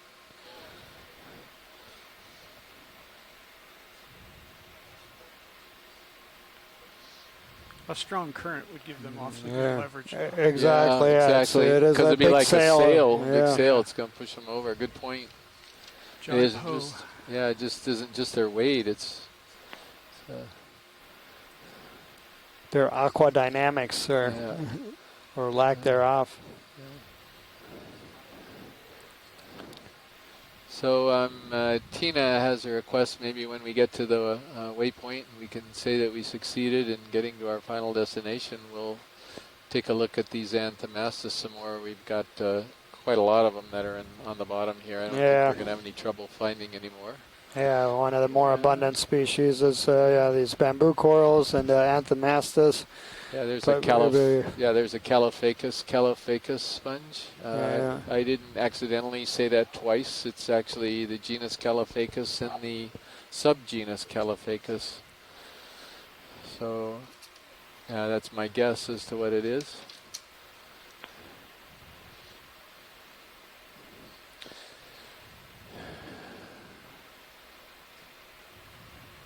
You're still right under me a little bit behind. Okay. I really need to push out then. Yeah. Just get up here a little Yeah, bit. these things are tall. Yeah. You found that out. Yeah, I ended up with a tumble. Yeah, we Corallium over the left. For those who recently joined us at the beginning. Right under me a little bit behind. Okay. I really need to push out then. Yeah. Just get up here a little Yeah, bit. these things are tall. Yeah. You found that out. Yeah, I ended up with a tumble. Yeah, we Corallium over the left. For those who recently joined us at the beginning of the dive, we had these spectacular densities, and of these bamboo corals that have dropped out to lower numbers here as the terrain has become different substrate. But this is what I was hoping to see. I was hoping to see some transition. That was informative, and I think we did see a yeah. transition that's informative, and Yeah. it's a substrate transition here. Yeah, That good. resulted in a coral community transition. And actually, on a smaller scale, we also saw the transition when we landed, and we were very close to the ridge, and you could see the aggregation of animals right at the crest of the ridge, and the flanks being more barren. Yeah, exactly. So where these communities form, there has to be a very sort of Interplay of factors that all align. Yeah, that's right. It's just the right set of conditions to allow this to occur. Another one of those tunicates, stock tunicates. I was kind of hoping to see more fish on this type of environment. They prefer presumably a little more of the sediment bottom, which we're seeing a little more of.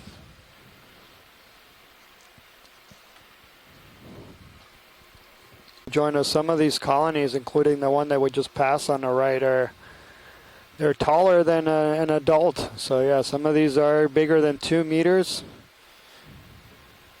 So yeah, it gives you an indication for how impressive these communities are. Yeah, and that's our first one. Same as that Feria near Oka Erecta. I'm pretty comfortable going to near Lucardi on this one, just by the amount of silicification of the framework on this coral.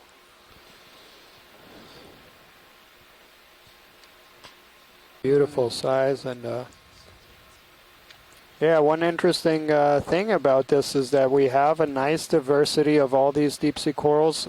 The groups that I just mentioned, they're all octocorals. So they have polyps with 8 tentacles, and we hardly ever see that group in the shallow waters in Hawaii. There's only 4 species that are recorded from scuba diving depths in Hawaii, and in the deep waters we see an unbelievable diversity of this group. Have been able to come to these locations and settle on them. So this is quite an area of a lot of probably material that's come down slope. It's all sort of rubble. So this is sort of a flat area on the top. This is where we purposely placed the target here. So it was just to see what the difference is. And so that's why a lot of these rocks have presumably just rolled down and come to rest on this slightly flatter area. To rest on this slightly flatter area.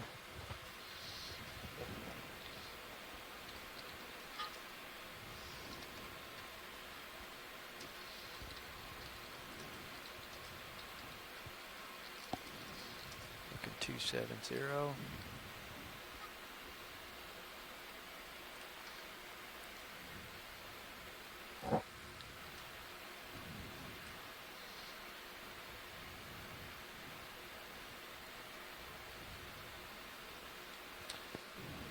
Is it really my imagination, or is this water incredibly clear here? I'm just not seeing the particles in it at all. It's like a landscape to me, like you're above water. It's so clear. Yeah, and particularly interesting, yesterday some of our pilots were mentioning that the water looked murky, and yeah, today is completely clear. Yeah, it's really beautiful. You can just see quite a distance here. You're limited by the light field only, not by any particulates.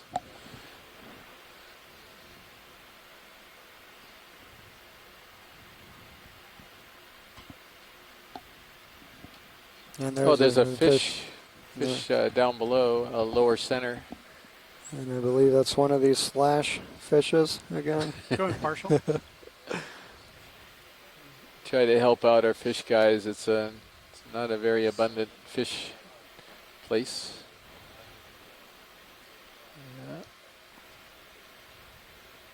Whoa. There he goes. Okay, to zoom more, pilot. Yeah, he looks like the same character. Yeah, that round nose. Yeah.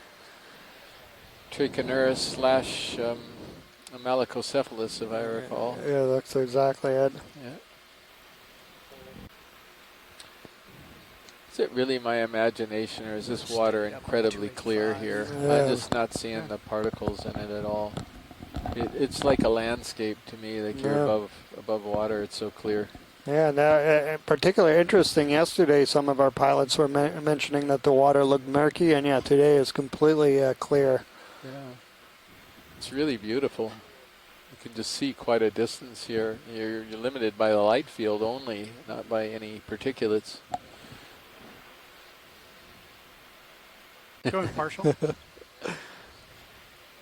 Try to help out our fish guys. It's not a very abundant fish place.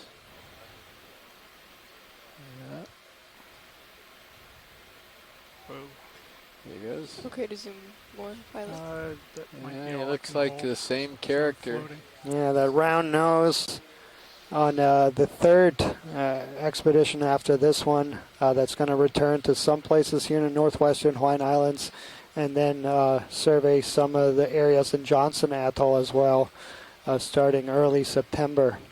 Yeah, so if you think this is remote, and this is pretty darn remote, those guys are going to be seriously remote because we're going, the ship is going all the way down to Johnston Atoll. There's been some limited submersible work only to 366 meters. We only had a chance to see what the seafloor looked like for the most part just a number of weeks ago when this ship was down there mapping just to set up for that cruise because there wasn't even enough mapping data. Yeah. And so they are really going to be out there, and I'm positive they're going to bring you all types of fantastic images of new creatures down there, and some old friends, no doubt, too, because Johnson Atoll is supposedly one of the routes by which species make it to the Hawaiian archipelago from further southwest in the Pacific Ocean. Yeah, that's correct. So Johnson Atoll has that unique distinction of being the most remote atoll on the planet, and Hawaii being the most remote island chain. Johnson Atoll appears to be this gateway of species coming from more southern places in the Pacific and then coming to Hawaii via Johnson Atoll. Yeah, could we come West waters inside in the Pacific, and trying to understand how these communities are connected. The Pacific is the largest ocean and has extremely remote places, and understanding how these communities that are separated by very large geographic distances, how are they connected? Are we going to see the same species or different species? All very interesting questions that we'll hope to have some answers in the next 3 years.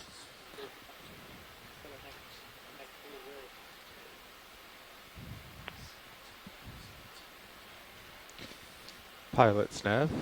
Go nav. The ship has come to an easy stop right over waypoint 2. We'll have to come off the bottom in 10 minutes, but as Sirius glides to a stop, we should have more time to look around. Thank you.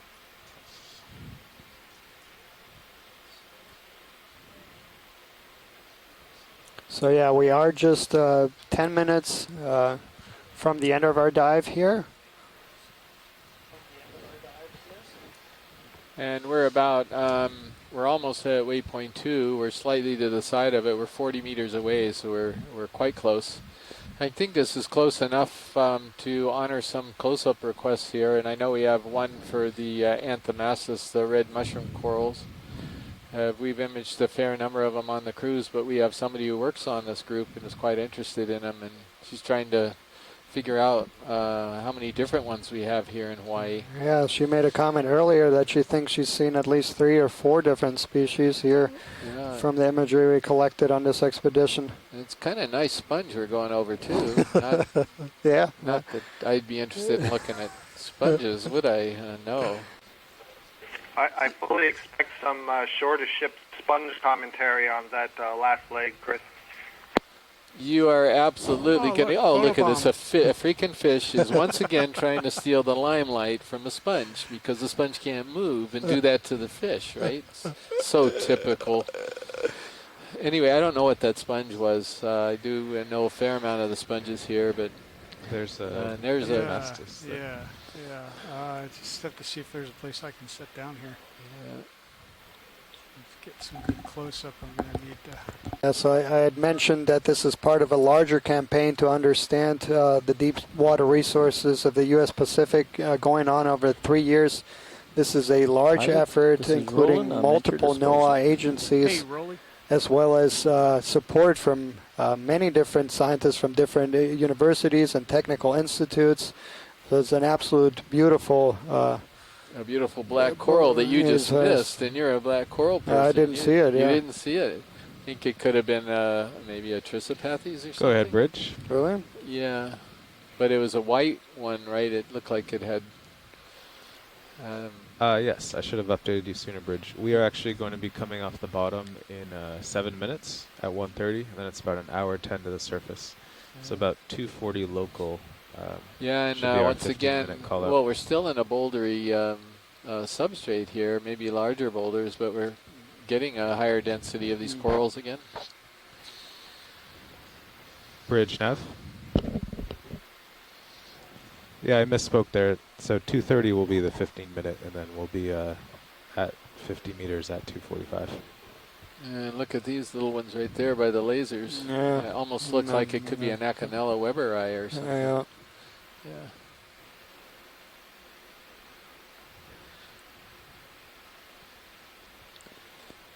I don't know. This is a higher density I would have expected for this kind of bouldery sediment area, so that's interesting.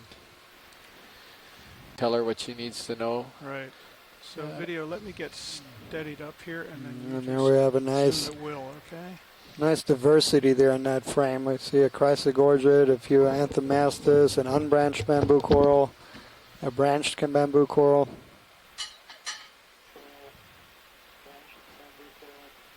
Easier said than done in this current. Just go for a zoom partial. We're just going to have to, I'm just going to have to fly it. Hold that.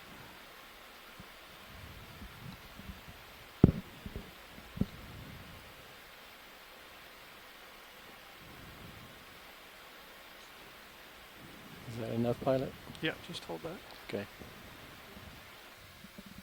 Squat lobster up Co-pilot, the top. Nav.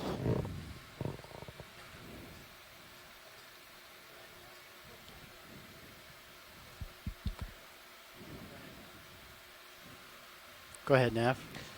Yeah, we're just about 5 minutes from coming off bottom. Have you thought about which way So we're going to we'll try to turn our get just a headings quick to snap soon stream here out on one of these anthomastus for you, based Tina. on the turns counter and the ship heading? Okay, Rolly. Big zoom. Hold it. So the turns, Yes. Okay. looks like we have a half turn on the soft tether. Well, about a half turn on both. Right. So I want to rotate left. Oh, did you see it rock that rock? Yes, I think so. 'Cause then And the RV will stay where it is, stream deft, and you will Okay. subtract a half from each. Oh, let's see if I can just float I into think. this one.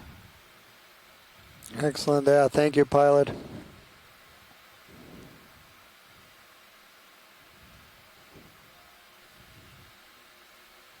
yeah, I'm pretty sure it's positive clockwise. Yes. Yes, you definitely have to turn to the left. Okay. One item. Want some more, pilot? Nope. Okay. Sometimes, though, if you turn to the left, you end up putting a full turn to the ROV. I think that's what's going to happen in this case. Small corals yeah. above that guy. Yeah. It's like they're translucent. It's Well, actually this is in what they wanted to look at right now. the big one. Yeah, perfect. The past. Yeah. Anthomastus, yeah. Thank you.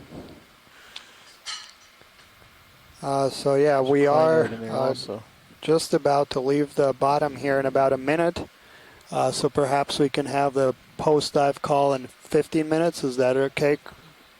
So for all of our science partners, we are going to Let's go have for the wide post-dive call at 1:45 Hawaii time. And we'll have that on the conference call at 1:45 Hawaii time. Let's just have one last look around here, and then we've got to pull off the bottom. Sorry. Spin it up. Yeah, beautiful. Yeah, it's an absolutely beautiful view there, and that's a great way to end the dive and summarize what we've seen on this particular dive. So these were the first ever images captured on this seamount that doesn't even have a name. It's very poorly known and have never been surveyed. And so yeah, we spent a few hours down here, got some beautiful images, collected a couple of rock samples that will help geologists understand the age of the seamount, and then collected a couple of very valuable specimens, a bamboo coral that seems to be the dominant species at this depth, as well as a very unusual sea star that the only thing that looks anything similar has been recorded from the Atlantic Ocean. So at the very least, this is a significant range expansion and perhaps even a new species. We don't know. But we do have the specimen to try to answer that question. So yeah, we thank everyone for joining us on today's dive. We'll have another fascinating dive for you tomorrow. And yeah, we really appreciate everyone joining in on the excitement and following the expedition. Yeah, and Chris Ma, if you're still listening and you're able to call in, could you call in real quick? I wanted to discuss very briefly your Sea Star. If you could stay on the line and call in. We have a crab right there on the rock, but I guess we're leaving. Too bad. Okay. See that reddish anyway, thing yeah, between Chris, I will. Yeah, I think that's Lithoides nincotua. But maybe Mary can see that a little bit better. Where is he? He's right Oh, there. yeah, he's a lithoid crab, all right. Yeah, and the one that we've got in the gallery that looks like this is nincotua. Okay. Full wide, please. Right, this is a relative of the Alaska king crab. Yeah, thanks, Mary. Wow, we finished up with a crab for you. There we go, right at the wire. Hooray!